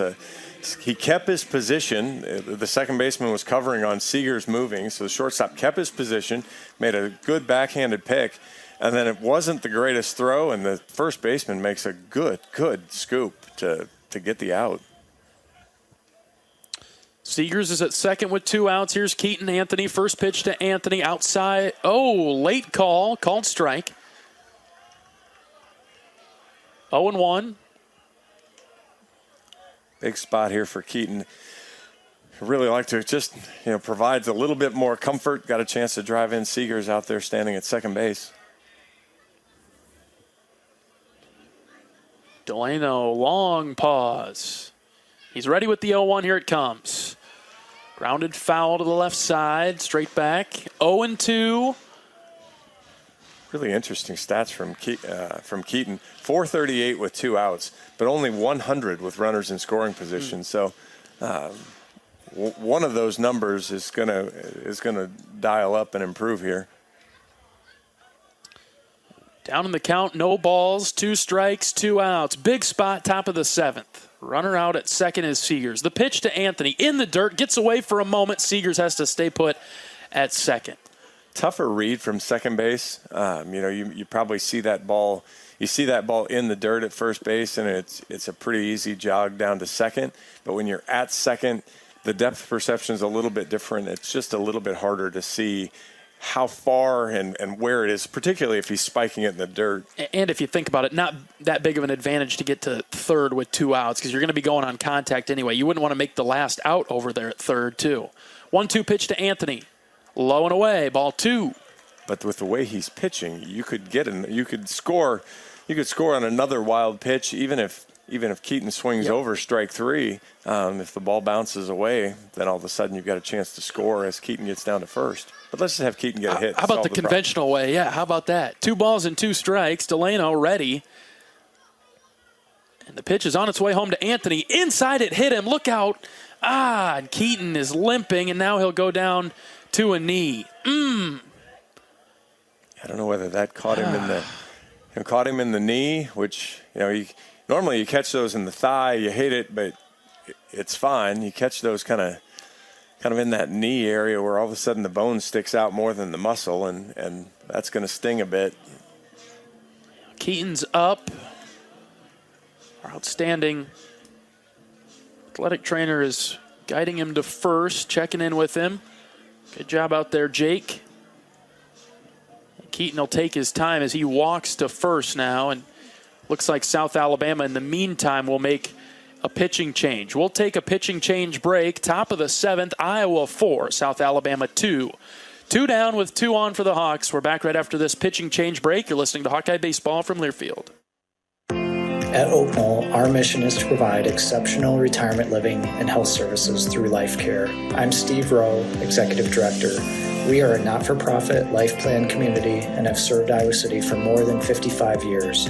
Our team helps residents create home by living our values of caring, respect, enthusiasm, awareness, teamwork, and encouragement. If you're looking at retirement options, visit our website at oakknoll.com. We want you to lead life your way. Go Hawks! At US Cellular, we think phones are great, but they're not always great for us. Because while they connect us to so much, they can also distract us from, well, us. The us that actually laughs out loud with each other instead of just texting it. That knows being in the same room doesn't always mean being together. So let's find us again by putting our phones down. Not forever, just for 5. 5 days, 5 hours, even 5 minutes. Join US Cellular in the Phones Down for 5 challenge. Find out more at uscellular.com/find us.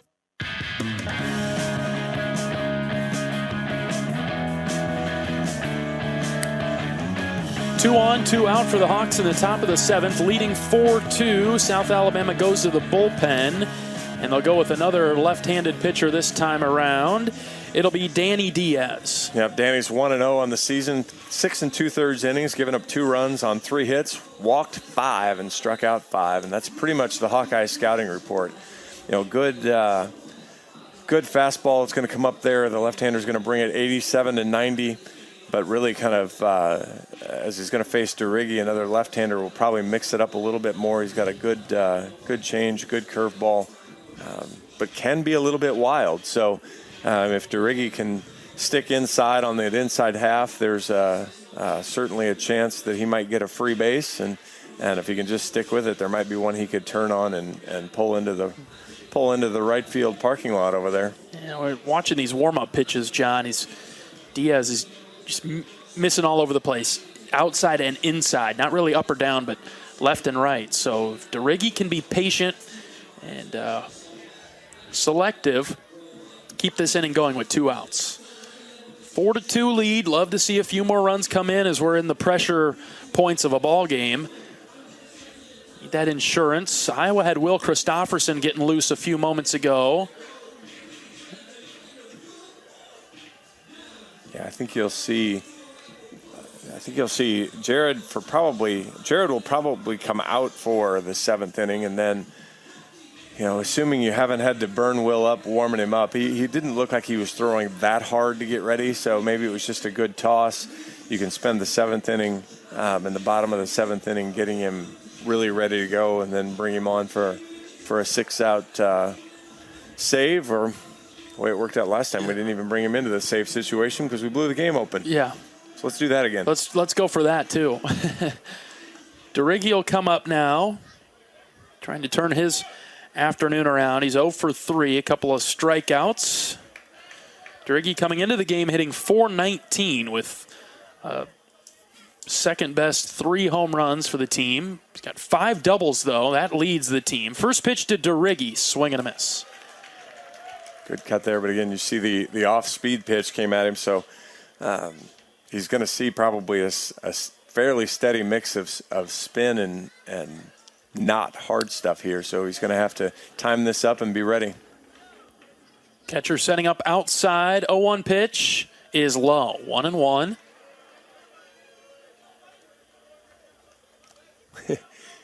maybe it's just my imagination, but over the 2 days, we have seen a ton of balls in the dirt. We have. It is an alarming rate. It's not alarming because most of them have been the opposing team's pitchers. Yeah, that's something we haven't seen too much this year, but I was getting their practice at watching pitches miss the zone low. This one is outside. It's 2-1 now to DeRiggi. He's got control of the count. Opportunity for the Hawks is Coach Heller will give a few signs to his base runners and batter. 2 balls, 1 strike, 2 outs, top of the 7th. Iowa 4, South Alabama 2. Pick a spot here for DeRiggi and see if he can turn on one. Diaz has got the sign, checks on the runner at second a couple times, the 2-1. That's a called strike on the outside corner, 2-2. Another good off-speed pitch, and DeRiggi was probably looking for something a little bit harder, but Diaz didn't give in to him, was able to get the strike. Mentioned it a few times. Iowa good with 2 strikes, good with 2 outs. Doubled down on the situation here with 2 balls and 2 strikes. Runners on first and second. The pitch, runners go. Here it is, low and outside. Ball 3. Both runners move up. Counts now full for DeRiggi. Well, that's a big deal. You move another runner into scoring position on that, so DeRiggi can put one into play here. You're apt to double your lead. Great job there by the Hawkeye base runners to get the aggressive sign from Coach Heller. Opportunity to add some insurance in the top of the 7th. Iowa up by 2. Full count with 2 outs. Long pause. The pitch to DeRiggi. Fouled back to the screen. He stays alive. He had a big cut at that one. Good pitch from Diaz, and DeRiggi fouled it straight back into the netting.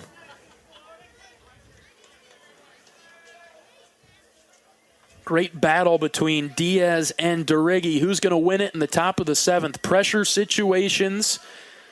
Hawks looking for a timely hit here to add a couple of runs. Anthony on second, Seegers on third. Full count pitch to Brennan. Driven into the right center gap. It's down. It's a base hit. Seegers scores. Here comes Anthony. DeRiggi's done it. A 2 RBI single, and the Hawks lead 6-2. That double steal. If that sets up the extra run, Anthony does not score from first base on that ball, and the catcher didn't even make an attempt at anything to throw that anywhere. And so Hawks were going to get 1. They were fortunate enough to get 2, and now have the lead all doubled up. How about that for Brennan DeRiggi, who'd been struggling a little bit today? He comes in with the timely hit to give Iowa big-time insurance at 6-2. Certainly countered the lefty had gotten the better of him, so you didn't quite know what Diaz would give him, and DeRiggi stayed with that and drove it right out into left center or right center. Here's Sam Peterson. Peterson in a spot with a runner on first in DeRiggi and 2 gone in the top of the 7th. Petey hasn't had his best night at the plate, so he's got a chance here to kind of turn something around and get back on the good side. He'll take the first pitch on the outside corner for a strike. Good fastball there. Upper 80s, 88.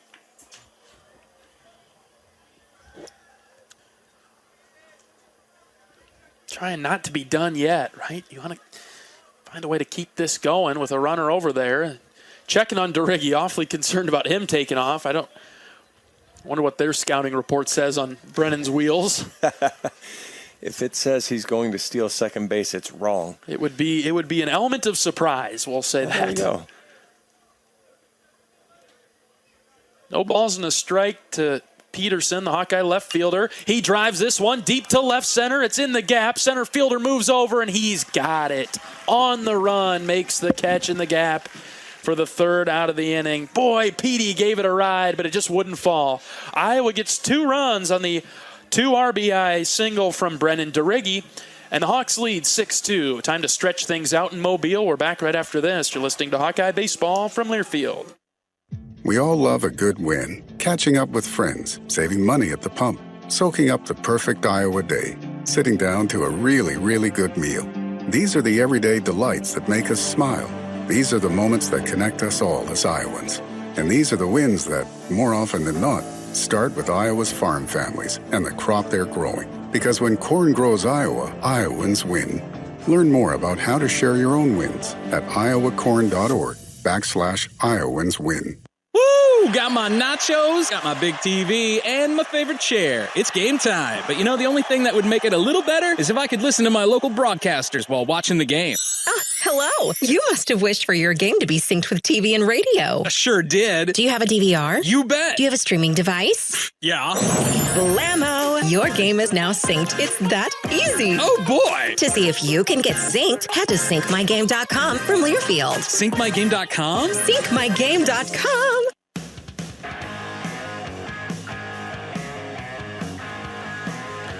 All stretched out at Stanky Field in Mobile, Alabama. Bottom of the 7th inning. Iowa 6, South Alabama 2. Hawks in search of their best start since 2018. Trying to match that record of 8-1 to begin the season. Iowa will finish up the South Alabama Invitational tomorrow morning. First pitch at 11 a.m. against the Pepperdine Waves, who are 2-0 on their weekend down here in Mobile. Pre-game coverage with John and I will start at 10:30 on the Hawkeye Radio Network, Varsity Network app, as well as the Iowa Hawkeyes YouTube.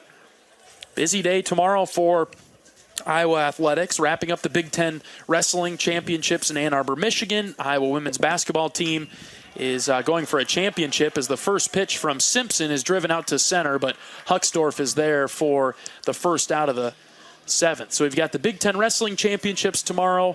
The Iowa women's basketball team going for back-to-back tournament championships up in Minneapolis. I know a few friends that are getting some tickets, and they're going to make the drive to the championship game. Iowa men are taking on Nebraska. I hope I'm not missing anything, but just a busy day of Hawkeye athletics. This overlap, right? The end of one season, the beginning of another. Simpson will start with a first pitch strike to Colson Lawrence. Outside chance probably for the women maybe to get up to a 1 seed in the NCAA tournament if they could pull this off.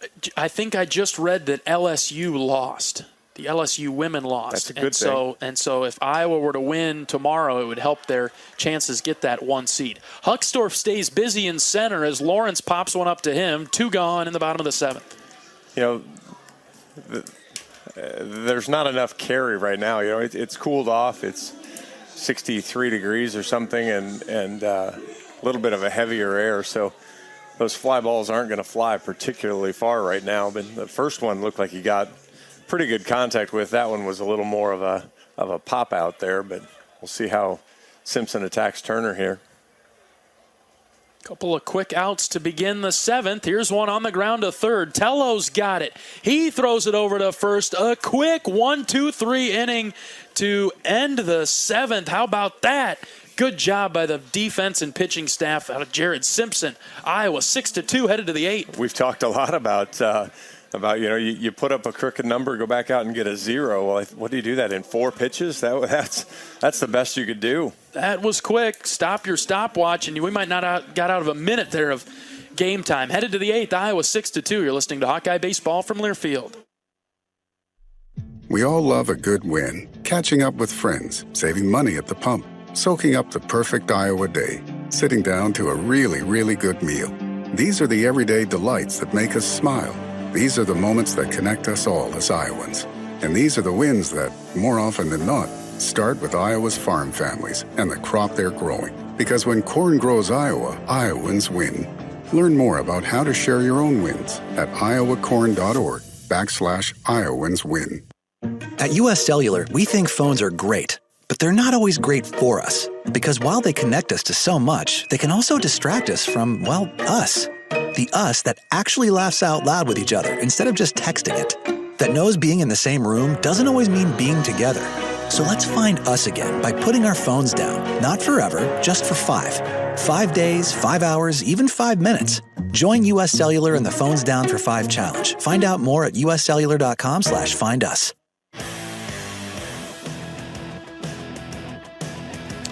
Top of the 8th, Iowa leading South Alabama 6-2. Hawks coming to the plate. At the game or at home, Wimmer's premium quality hot dogs and sausages will score with family and friends.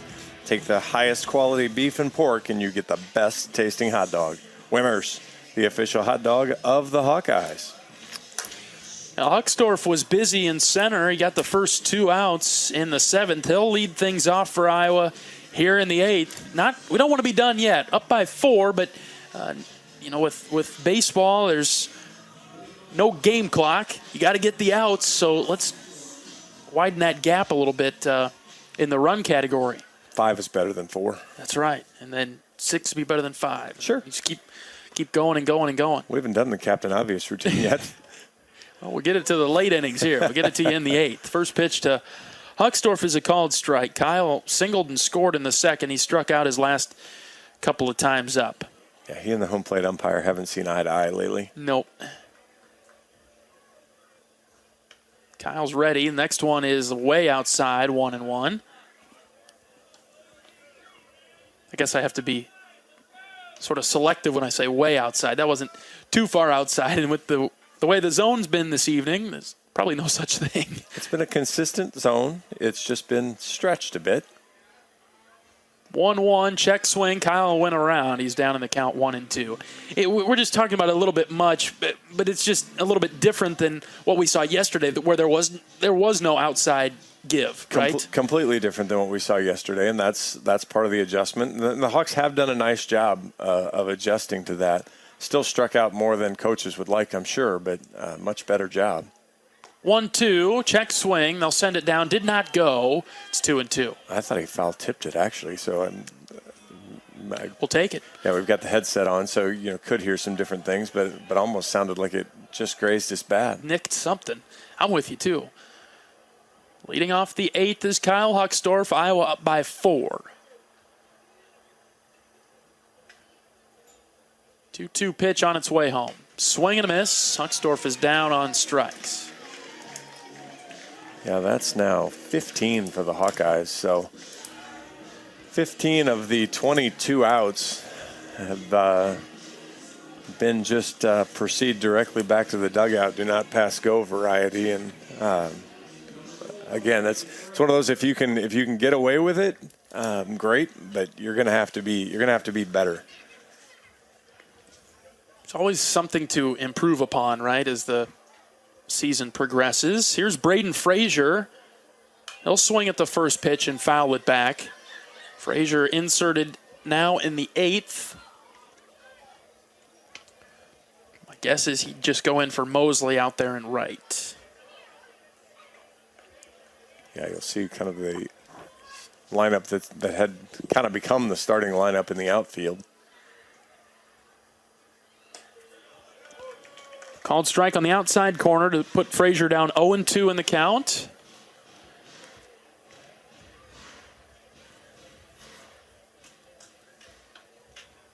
Honar stands on deck. He's had a good day for the Hawks. Yeah, 316 for Frazier on the year, so really been seeing the ball pretty well for the most part this season. Long pause, 0-2 pitch is low and outside, ball 1. Pitcher hit his spot again. Diaz hit right where he wanted to. Catcher's set up there, though. You almost want him to at least make sure he's splitting the corner, but give the umpire a chance to call it a strike.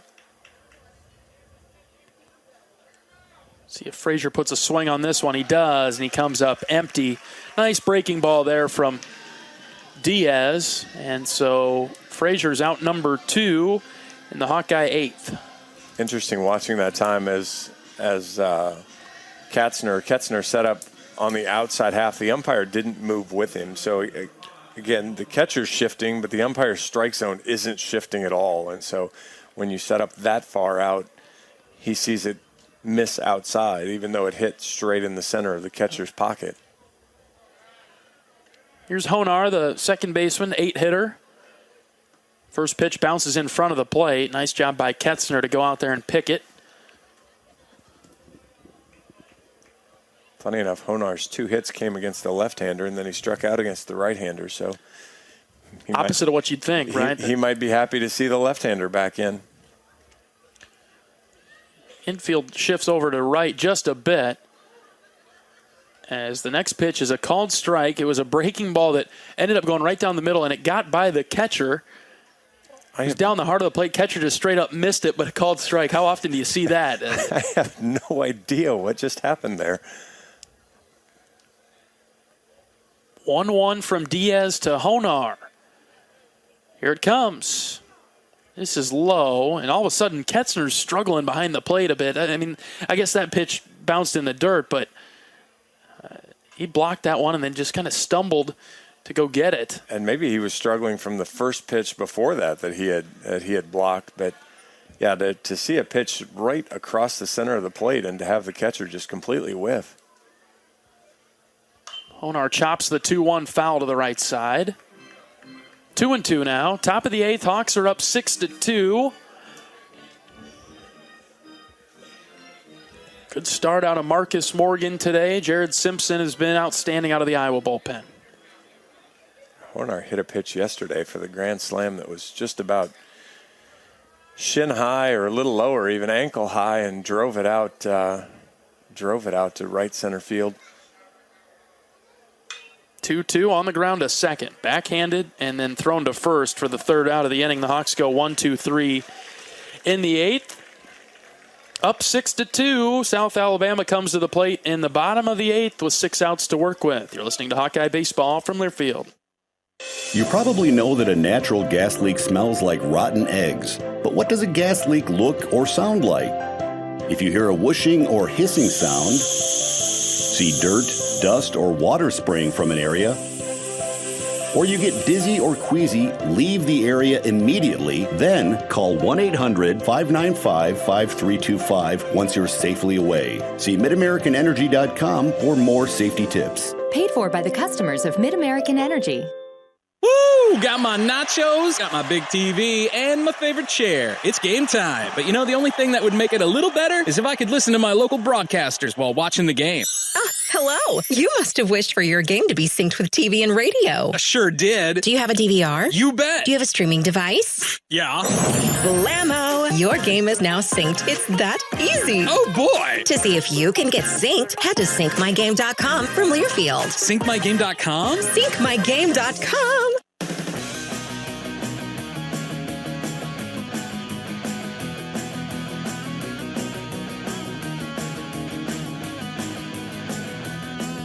It's 10 seconds for station identification. Pausing 10 seconds for station ID. This is Iowa Hawkeye Baseball.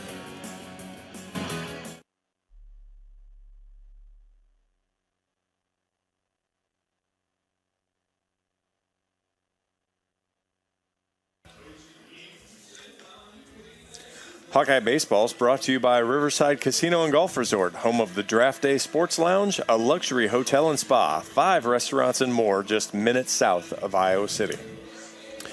Well, Jared Simpson had a great 7th, 2 flyouts and a ground out, and so he'll return for the 8th inning with Iowa leading 6-2. I think Jared threw 4, maybe 5 pitches in that 7th, so yeah, let's bring him out here for the 8th. Just thrown 35 pitches overall. Popping there back to trying to find the play-by-play going back to the 7th inning. There it is. We'll get 0-0-0-1 and 0-0. 4 pitch at bat. Right. And then he hits a guy. Well, he leads off by hitting Joseph Sullivan. And that was close. There are quite a few Hawkeyes down in the bullpen now. None really up and moving around. They're all just sort of watching the game from out there. Now we'll have some movement, but Simpson capable of getting out of this. You'll be able to do some, at this point in the game, you'll be able to do some selective attacking if you want. You could see Llewellyn, you could see Hendo. Bell's up and swings at the first pitch, comes up empty. You could see Simpson get all 3 outs here and not have to worry about it. That too. There's a lot of alternatives here. Hawks turned to quite a few double plays at first weekend down in Florida. Could use one here. Bell takes this one high and outside. Ball 1. Yeah, the thing with Simpson is they don't tend to make sharp contact on him, which will make a double play ball a little bit more difficult. Squaring to bunt. And he's out. Yeah, he bunted it, and then it bounced up and hit him as he was running to first. So they're going to call it a foul ball.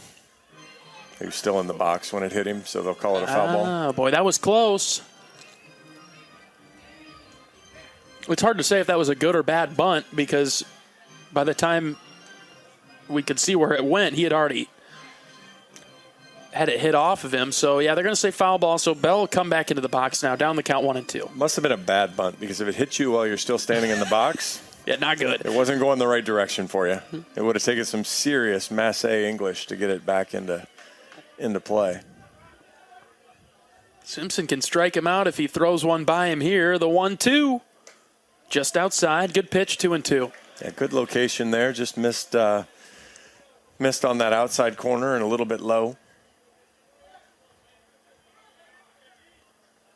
See if Jared can battle back here. He's keeping the runner close, keeping Sullivan close at first. Here's the 2-2. Check swing. Foul to the right side. I busted him on the inside part. Got it kind of up and in a little bit. And so when Bell checked, he just went ahead and poked it over to first base. Feel like that sweeping slider's coming, don't you think? It's a good spot for it, but, if you could back foot him here. 2-2. On the ground to short. Seegers charges hard. Flips it to second. Got him there.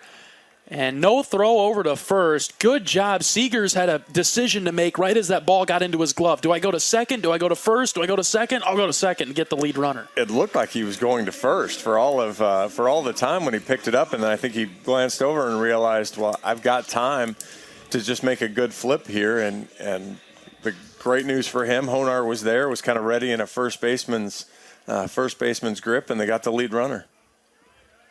That ball looked like it was hit a lot harder than it was. I thought a double play ball for sure, but Seegers had to come forward so hard. Right there with you. First pitch swinging is Petracci, and he sends it foul to the left side. So one down in the bottom of the eighth with Iowa leading 6-2. Again, I talked about it last time Petracci was up. He's a 111 hitter.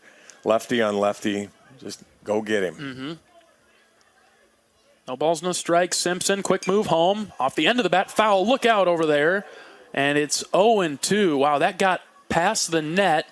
And there was a South Alabama fan sitting in the top row, and it went right by him. Close.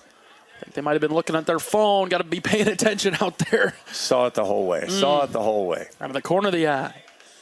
No balls, 2 strikes. The pitch from Simpson. Just high and away off the plate. 1-2. Yeah, tried that sweeper there. Tried to get him to go fish, but good hold up by Petracci there to not go after it. Jarrett struck him out back in the 6th. We'll see if he can duplicate it. Simpson's pitch. Ooh, right off the end of the bat and nubbed foul. Had him fooled, just couldn't quite get the swing and miss. Seen a lot of different pitches from Simpson in this at-bat. Just pure heat.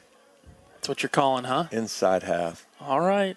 There it was, and off the hands, fouled back. Good battle from the designated hitter of South Alabama.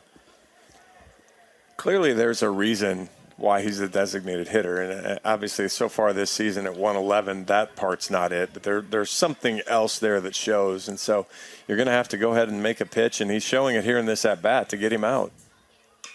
This one's lifted into right. Right to Braden Frazier, who's out there. He'll grab it with his glove hand. 2 down in the 8th. Welcome back, Braden Frazier. You get back in there, make the put out. That'll bring up the catcher, Ketzner. Getting down to it here in the bottom of the 8th. Iowa 6, South Alabama 2. Simpson's done an outstanding job out of the pen. 3 2/3, giving up 1 hit, 1 walk, 2 strikeouts. He's faced 14 batters. He's thrown 42 pitches.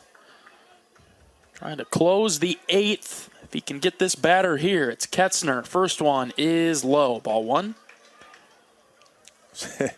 Was getting ready to check the game stats, and they switched catchers. All of a sudden, There's something good here that we're going to get to the bottom of the 8th inning or finish up the bottom of the 8th because we've already jumped there on Gamecast.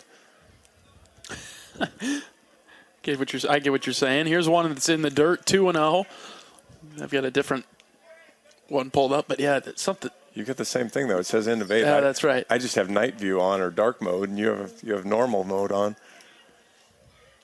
Well, to make that come true, Simpson's got to work out of a 2-0 count. Here's the pitch. Ooh. High and tight, ball 3. Yeah, just missed there. So now this is one of those for Simpson. You just battle back, give your stuff. He's not a huge threat to pop one out of here. There it is, called strike down the heart of the plate. Working back into it, 3-1. I mean, Ketzner's 348 on the season. I'm sorry, 318 on the season, but has no home runs and just 2 doubles. So go at him, see if he can hit you somewhere. Or instead, we're going to walk him. Couldn't quite find the zone during that at bat. And so a 2-out walk keeps the inning alive for South Alabama in the bottom of the 8th. Hawks leading 6-2. And I'm thinking ahead a little bit here too. You know, if you're efficient here in the 8th and 9th inning, you don't have to see Turner again. Yep. But it's now getting really close. Yeah. And by the time you do see him, unless you get Donaldson right here, it would probably not be in a great situation. So he's the 3-hitter, and we're facing the 8-hitter in this case. So 2 down in the bottom of the 8th. Iowa 6-2, but 2 runners on for the Jags.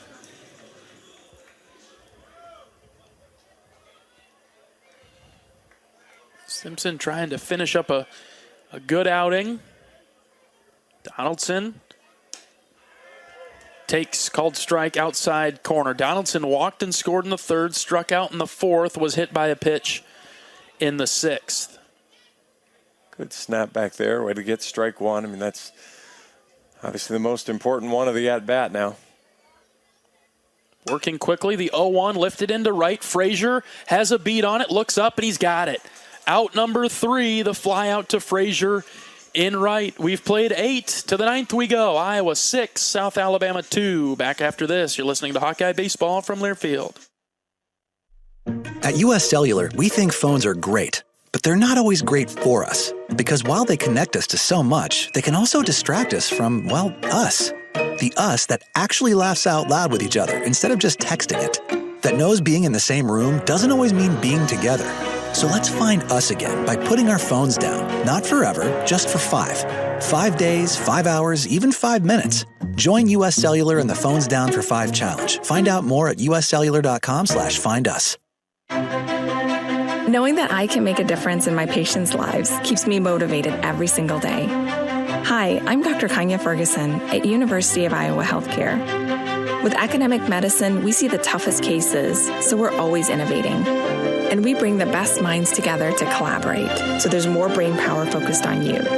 Because that leads to exceptional care for our patients and our community. See how at uihc.org.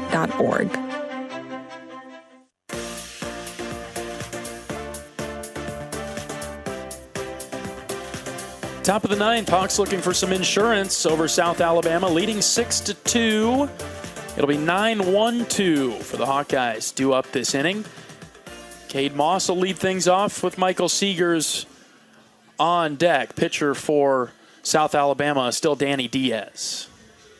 He's been efficient so far, 1 1/3 innings, just giving up a hit, struck out a couple Hawkeyes. We were just, you had talked with the South Alabama play-by-play guy and talked about the difficulty they had coming up with a timely hit. And Hawks have limited them to 4 hits between Morgan and Simpson. The Jags hitting just 125 with runners on base and 167 with runners in scoring position. So even though 4 hits, Hawkeyes have thrown in 5 walks and 3 hits batsmen.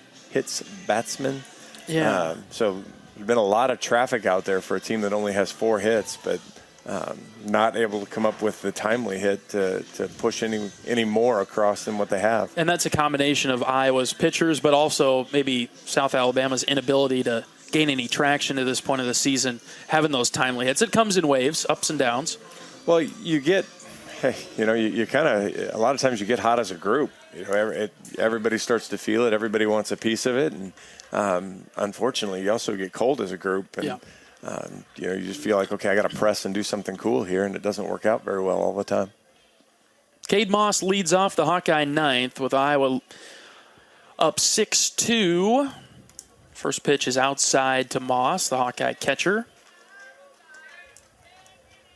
Hawkeyes have 8 hits. 7 of those are singles. The only difference is the Seegers triple there that drove in a couple runs. Here's a strike to Cade on the inside corner. It's been I'm trying to think of adjectives to describe how this game has felt, considering Iowa's struck out a ton of times, only walked twice, leading 6-2, which is a somewhat conventional score, right? But how we got here, not really the case. 1-2 now to Moss. Just feels like the way Iowa's generated their runs, coming with 2 strikes and 2 outs, is out of the ordinary. The Hawks haven't been particularly good at they've struck out 16 times. They haven't been good at the plate at all. But when they've been good for 4 or 5 or 6 batters in a row, and they've been able to score. 1-2 to Moss from Diaz. Called strike. Breaking ball that was up and then dropped right in from Diaz. 1 down in the Hawkeye ninth. You compare runners on base. Iowa's hitting .385 with runners on base.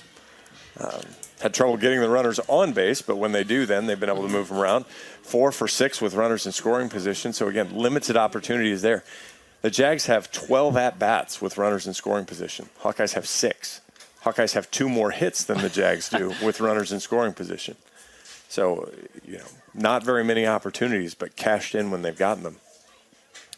Seegers stands in. First pitch to him is high, ball 1. So I was right with my feeling that we got to the 6-2 score in the ninth with a bit of an unconventional way. Well, your other interesting statistic, Hawks have 8 hits. 6 of those have come with 2 outs. Yeah, that's it's been an impressive theme. Talk about timely hitting. Seegers not able to connect on a fastball from Diaz. 1-1 to Michael. And yeah, it's continuing the trend. All 6 runs the Hawkeyes have were driven in with 2 outs. There's got to be a stat out there. Iowa has to be one of the leaders in that. Michael takes this low and in, ball 2. Certainly after this weekend, as a percentage of runs scored, it would be very, very high. Those clutch pressure situations, Iowa's been good to this point. Leading South Alabama 6-2 in the top of the ninth. 2-1 pitch to Seegers. Popped up, shallow center. Center fielder Turner comes forward, still jogging forward, and he's got it. 2 down.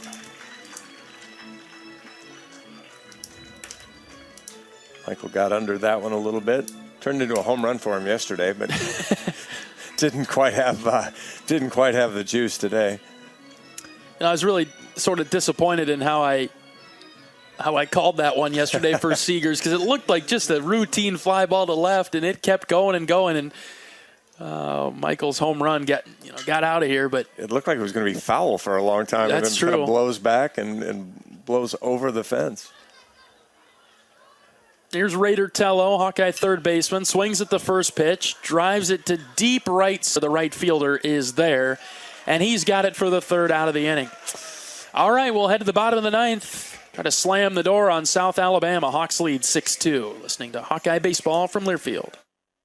At MidAmerican Energy, we want to help keep you safe around power lines and electrical equipment. Always assume a power line is energized, even if it's on the ground. To avoid the risk of an accidental shock or electrocution, avoid touching a power line with anything. And when you see high voltage warnings on transformers and substations, stay away. We care about you and your safety. Get more tips at midamericanenergy.com. Paid for by the customers of MidAmerican Energy. Hey everyone, I'm Mark Wahlberg, and I have some exciting news to share. At Wahlburgers, we are all about bringing the family together to enjoy a great meal and have a great time. That's why right now, for a limited time, kids eat free every day at all Hy-Vee Wahlburger locations. Kids 12 and under can enjoy one free kids meal with any purchase of an adult burger, sandwich, or entree salad. Bring the family to Wahlburgers and the Wahlburgers and Hy-Vee stores, where right now kids can eat free.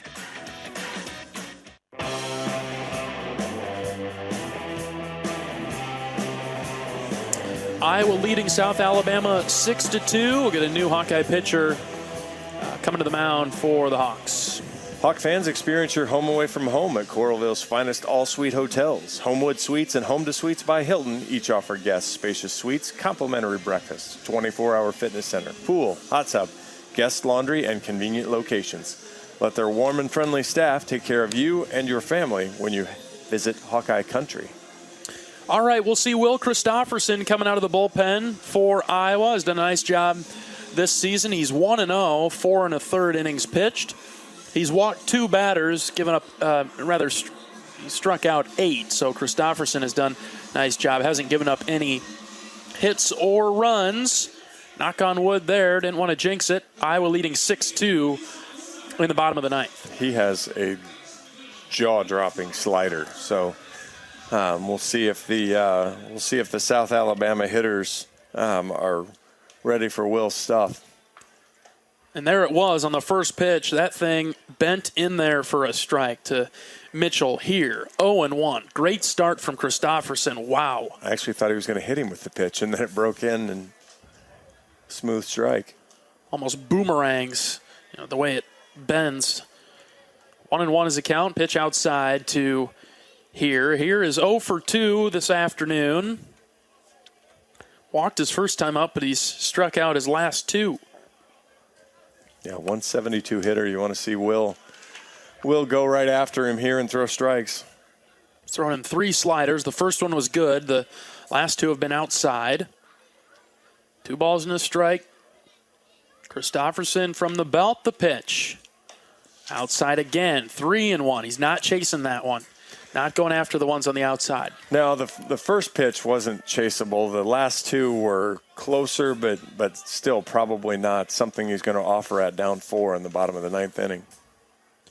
3-1. Ooh. Missed in, bit high too. Ball 4. All right, so a leadoff walk to start the 9th. Hawkeyes have done just a terrible job with the leadoff hitter. That's now 6 for 9. For the Jags of putting the leadoff hitter on base. And so Hawks continue to play with fire and carry it here into the bottom of the 9th inning. We'll need a double play ball if we don't want to get to Turner, who's in the 3 spot. Top of the order, or Beta. The first pitch to him is in there for a strike from Christopherson. Middle is pinched. In fact, Seegers is playing just to the left of the bag as we look at it from the press box. 0-1 pitch. There it is. Called strike on the outside corner. 0-2. The Hawkeye pitchers just kind of maybe they need 4 more warm-up pitches in any given inning. Hey, there we go. We'll get creative with what we think they need, right? I don't remember. 0-2, fouled in the box. I don't remember coaches asking us what our thoughts were on any of true. that Well, at breakfast this morning.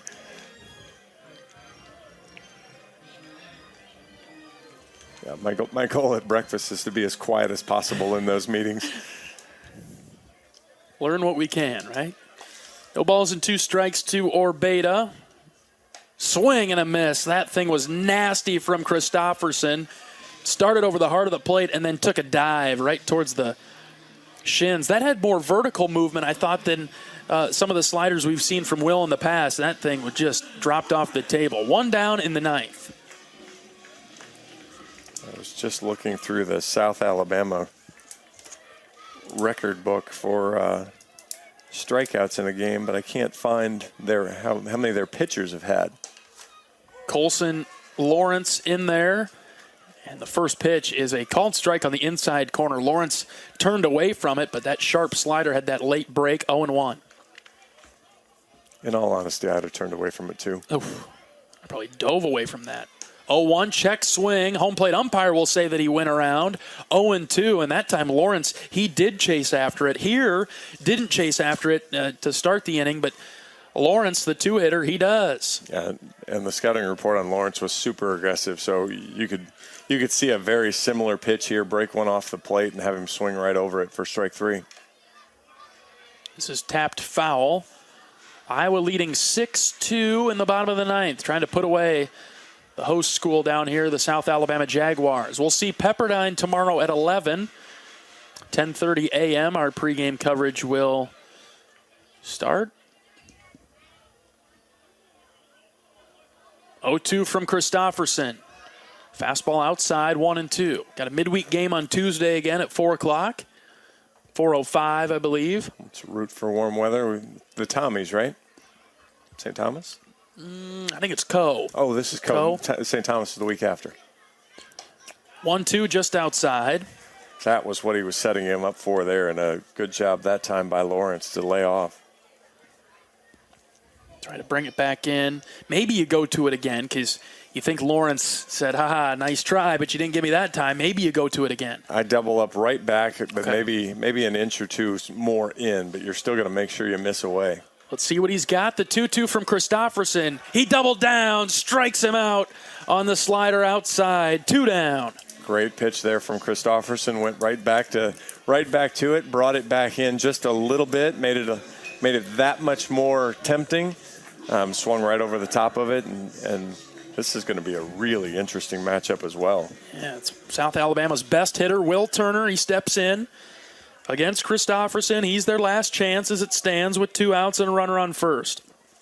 Iowa leading 6-2 in the bottom of the ninth. First pitch from Christofferson inside, backed him off the plate, ball 1. Hawks have really worked Turner inside, tried to keep him off balance a little bit, done a good job with him. He's just 1 for 4 today. But have really kept him inside, outside, made him skip the rope a couple times, haven't let him get comfortable in the box. Slider, backdoor, called strike on the outside corner, 1-1.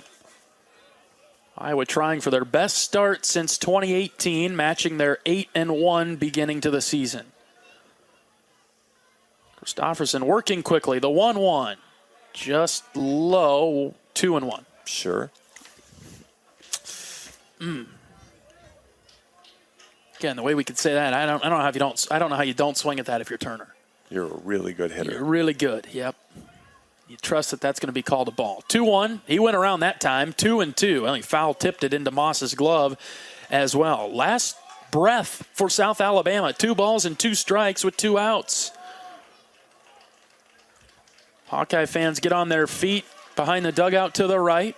Christofferson looks in for the sign. He's got it from Cade Moss.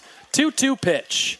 Swing and a miss. Down he goes. Christofferson ends the game with a strikeout. Hawks win. Iowa wins this one 6-2. Not the Hawks' prettiest effort again, but again, you're kind of fighting through it. You're finding a way to get it done. Moved to 8-1 on the season. Great job. Great job all around to take advantage of opportunities. Incredible start to the year for Iowa. Their only loss is to Sam Houston in that Friday game down in Round Rock, Texas. But since then, the Hawks have meant business, and they've been bringing it. Iowa 6, South Alabama 2. And the Hawks are now 8-1 on the season. The Jaguars dropped to 5-6, and the rest of their season goes. We'll be pulling for them. They need to pull their weight in the RPI and in the standings of the Sun Belt Conference.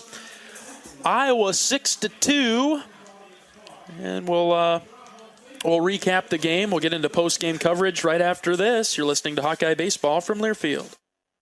At US Cellular, we think phones are great, but they're not always great for us. Because while they connect us to so much, they can also distract us from, well, us. The us that actually laugh out loud with each other instead of just texting it. That knows being in the same room doesn't always mean being together. So let's find us again by putting our phones down. Not forever, just for 5. 5 days, 5 hours, even 5 minutes. Join US Cellular in the Phones Down for 5 challenge. Find out more at uscellular.com/findus. At Oakmall, our mission is to provide exceptional retirement living and health services through life care. I'm Steve Rowe, Executive Director. We are a not-for-profit life plan community and have served Iowa City for more than 55 years. Our team helps residents create home by living our values of caring, respect, enthusiasm, awareness, teamwork, and encouragement. If you're looking at retirement options, visit our website at oaknoll.com. We want you to lead life your way. Go Hawks!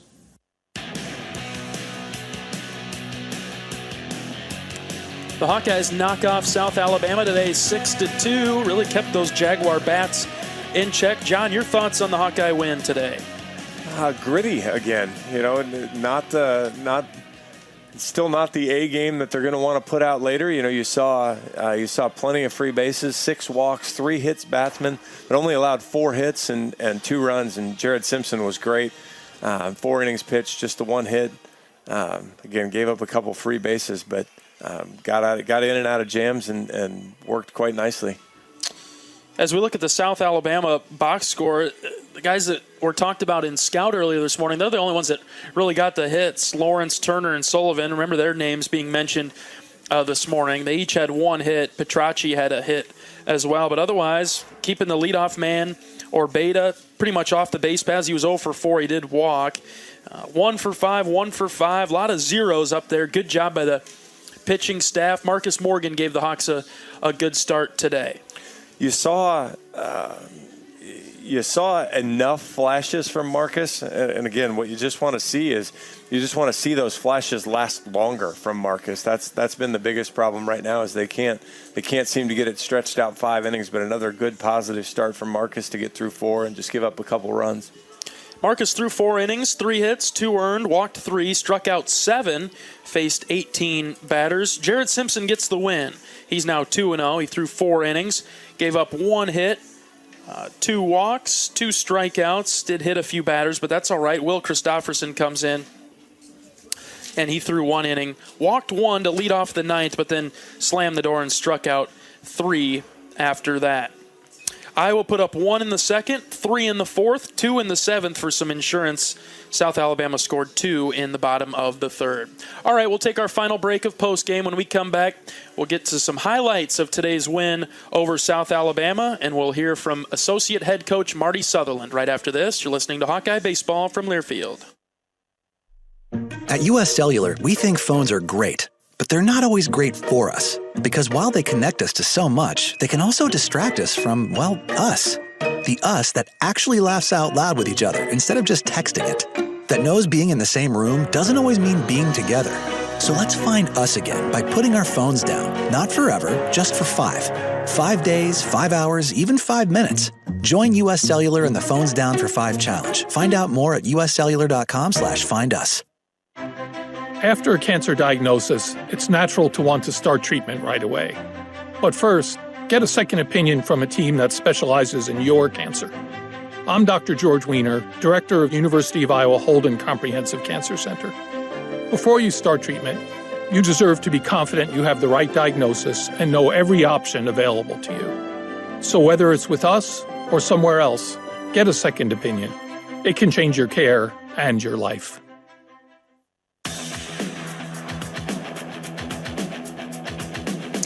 Iowa beats South Alabama 6-2. Let's go through some of the highlights today. As Sam Honar, he got the scoring started for the Hawks with an RBI single in the 2nd. Connard looks in for the sign. He's got it. Catcher setting up way outside. The 2-2. Line drive, base hit into left field. They're going to wave Huckstorf. He comes around 3rd. The throw goes into 2nd. And Honar with a 2-strike, 2-out RBI single to give the Hawks the early lead. Cade Moss kept it going in the 4th with an RBI single of his own. 2 balls and a strike to Moss. This one is lined into right center field. It's down. Here comes Mosley from 3rd. Moving on to 3rd base is Honar as Mosley scores, and we're tied. Yes, Cade Moss. Once again with 2 outs, Michael Seegers at the top of the order. A triple. 2 RBIs coming home for the Hawks. 1-2 to Seegers. Line drive into right. It's shallow. Will it get down? It's fair! Inside the line. 2 will score. Seegers round 2nd. He's headed for 3rd, and he is safe! Yes! The Hawks have the lead. Ho-ho!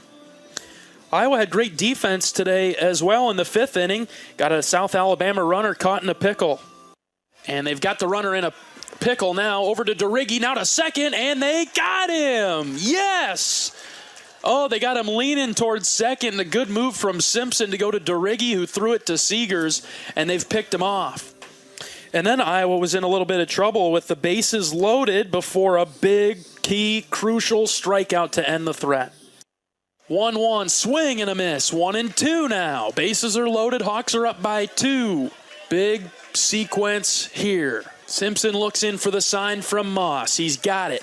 Jared feels it, deals it. Swing and a miss. Got him. Hawks capped off their scoring in the 7th with a pair of RBIs from Brennan DeRiggi. Full count pitch to Brennan. Driven into the right center gap. It's down. It's a base hit. Seegers scores. Here comes Anthony. DeRiggi's done it. A 2 RBI single, and the Hawks lead 6-2. Will Christofferson slammed the door on South Alabama in the 9th. Christofferson looks in for the sign. He's got it from Cade Moss. 2-2 pitch. Swing and a miss. Down he goes. Christofferson ends the game with a strikeout. Hawks win. Iowa wins this one 6-2. All right, we're joined now by Associate Head Coach Marty Sutherland. Coach, congratulations on the win. Message to the team after the game today.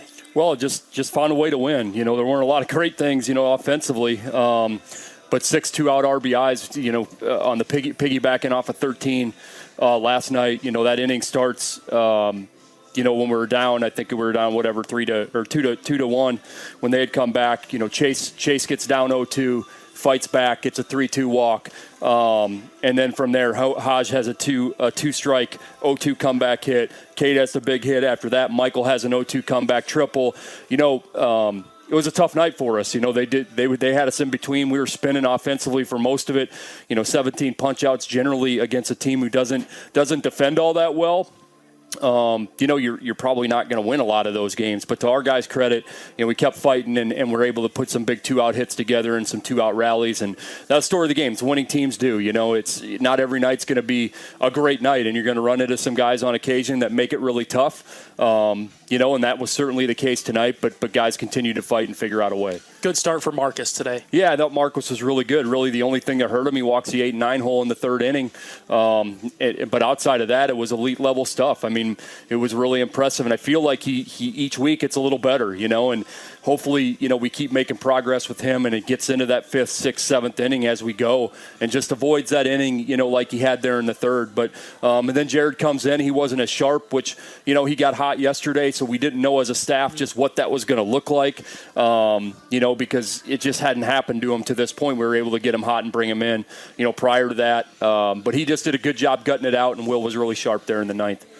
Best start, matching your best start since 2018 when we started 8-1 right then in that season. Got to be happy about that. Yeah, I mean, again, we're just finding ways to win, and it's a group, right?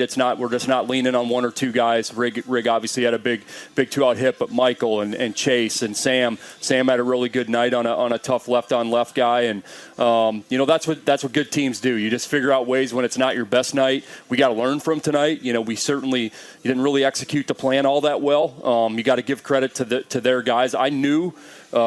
Coming into that, the lefty has really good stuff, the best stuff that we've seen, bar none. It's funky. It's not really. He'll throw 3 or 4 pitches whenever. There's no rhyme or reason to what he does. But we lack discipline. But some of it was because he pounded the zone a little bit better than he has in the past. But we just got to be better and shrink in the zone. We're chasing too much and we're spinning. So. Again, we overcame it, which is the best part, and hopefully we can bounce back tomorrow. It's a quick turnaround against the Pepperdine team who's really played well down here. They've scored a bunch of runs in the 2 games, and so we'll have our hands full. We'll get Brody back on the mound, and that will be good, but we need to get going offensively, just be a little bit better. But man, they did a great job of fighting and figuring out a way. All right, well, congrats on the win. Let's get some rest and take it to the Waves tomorrow. Thanks, John. All right, Associate Head Coach Marty Sutherland joins us on our post-game show from Mobile. Iowa wins it 6-2, improving to 8-1 on the season. Next broadcast, 10:30 a.m. tomorrow. That's when our pregame starts. First pitch at 11 against the Waves of Pepperdine. John and I will be here ready to bring you the finale of the South Alabama Invitational. All right, that'll do it for today's broadcast. I'd like to thank my board op, Michael. Great job back there spinning the dials for us, Michael. Looking forward to the next time we get to work with you. For my broadcast partner, John Evans, I'm John Leo saying so long from Mobile, Alabama. Iowa beats South Alabama 6-2. We'll talk to you tomorrow morning. Every day's a great day to be a Hawkeye. Some are just a little bit better than others. So long, everybody. Hawkeye Baseball has been brought to you by Homewood and Home 2 Suites, preferred hotel of the Hawkeye Radio Network, Iowa's corn farmers of the Iowa Corn Growers Association, and the Iowa Corn Promotion Board. When corn grows Iowa, Iowans win. Oak Knoll, an active life care community. University of Iowa Healthcare, changing medicine, changing lives. And by Wimmer's Meats, the official hot dog of the Hawkeyes. The preceding has been a Learfield presentation on the Hawkeye Sports Network.